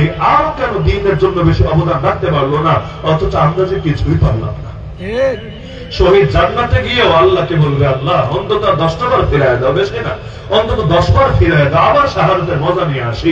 আরে কি আছে শাহাদাতে? যার জন্য শহীদ জান্নাত পর্যন্ত ছেড়ে চলে আসতে চায়, যে জান্নাতে রবের দিদার আছে, প্রিয় নবীজির সোহবত আছে, মদের নহর আছে, সারাবন তহুরা, আরে রেশমের পোশাক, সালসাবিল জানজাবিল, পুর গেলমার কি নাই সেখানে, সেই জান্নাত পর্যন্ত ছেড়ে আসতে চাইবে, আরেকবার শাহাদাতের অমীয় সুধা পান করবে বলে। কিন্তু আমরা তো দুনিয়াতে থেকেও পারি না শাহাদাতকে ভালোবেসে আল্লাহর কাছে দোয়া করে করে শাহাদাত কবুল করিয়ে নিতে। সে জান্নাতে গিয়েও এর লোভ ছাড়তে পারে না, আর আমি দুনিয়ায় বসেও এর লোভ করতে পারি না।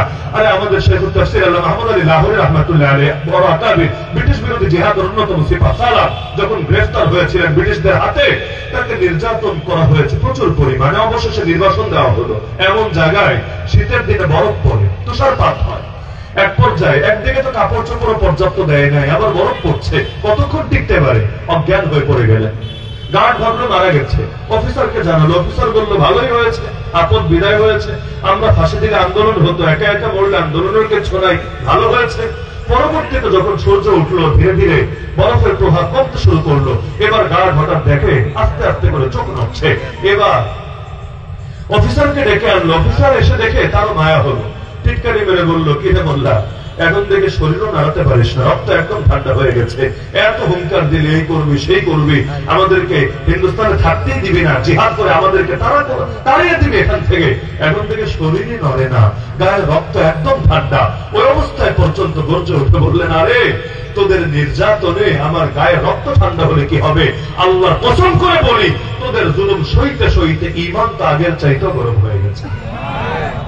সুতরাং দিনের জন্য অবদান রাখতে তো কোনো কিছুর দিকে তাকানোর সুযোগ নাই, কারণ দিনের জন্য অবদান এত বেশি রাখতে হবে, জান্নাতে যত বড় মাকাম রাখবে, দিনের জন্য অবদান যদি নাই রাখে। মোহাম্মদ বিন কাসেম 18 বছর বয়সে যদি হিন্দুস্তানের জমিনে দিনের পতাকা উড়াতে পারে, আপনার বয়স কত হয়েছে? শেখুল আরবের আজম হোসেন আহমদ মাদানী রাহমাতুল্লাহ আলাইহিকে যখন ব্রিটিশদের পক্ষ থেকে কোর্টের মধ্যে মৃত্যুদণ্ডের রায় শোনানো হচ্ছে, নিজেই ব্যাগ থেকে কাপড়ের কাপড় দেখিয়ে বলছে, কিসের রায় শোনাবা, আমরা কি মৃত্যুর ভয়ে কম্পিত থাকি, প্রস্তুতি নিয়ে কিন্তু এসেছি। সুতরাং মুমিন নিজের জানের পরোয়া কবে করেছে? মুমিনের তো চিন্তা একটাই থাকে, নিজের জান দিয়ে হলেও আল্লাহ জমিন আল্লাহর দ্বীনকে বিজয় করতে হবে। আরে কাজের লোক খুব বেশি লাগে না, না হকের পক্ষে না বাতিলের পক্ষে। এই যে আরাকান আর্মি পুরো মিয়ানমারের এই যে রাখাইন রাজ্য, আরাকান রাজ্য যেটা দখল করে নিয়েছে না, ইতিমধ্যে বাংলাদেশের প্রতিবেশীও চেঞ্জ হয়ে গেছে না? এতদিন ছিল মিয়ানমার, এখন মিয়ানমার নাই, এখন স্বাধীন আরাকান আমাদের প্রতিবেশী হতে যাচ্ছে। এবং ওদের সাথে আলোচনা করার জন্য যুক্তরাষ্ট্রের প্রতিনিধিও এসেছে। আবার ইতিমধ্যে কয়েক মিলিয়ন ডলার এদের পেছনে ঢেলেছে, এদেরকে ফেভারে রাখার জন্য, এদেরকে দিয়ে নিজেদের কিছু কাজ করানোর জন্য। এই যে আরাকান আর্মি উগ্র বুদ্ধিস্ট একটা সংগঠন 2009-এ মাত্র 26 জনকে নিয়ে যাত্রা শুরু করেছে, মাত্র 26 জন 2009। 2025 আসার আগে 24-এর মধ্যেই পুরো অঞ্চলে নিজেদের পাওয়ার কায়েম করে ফেলেছে। খালি পুরো অঞ্চল না, মিলিটারি আর্মি, সামরিক জান্তা পুরো মিয়ানমারে 3টা দলকে সবচাইতে বেশি ভয় করে। ওই 3 দলের মধ্যে অন্যতম হলো এই আরাকান আর্মি। এই পরিমাণ দাপট কায়েম করে ফেলেছে। শুরু করেছে 26 জন দিয়ে, আজ তারা লক্ষ্য ছাড়িয়েছে, লক্ষ্য।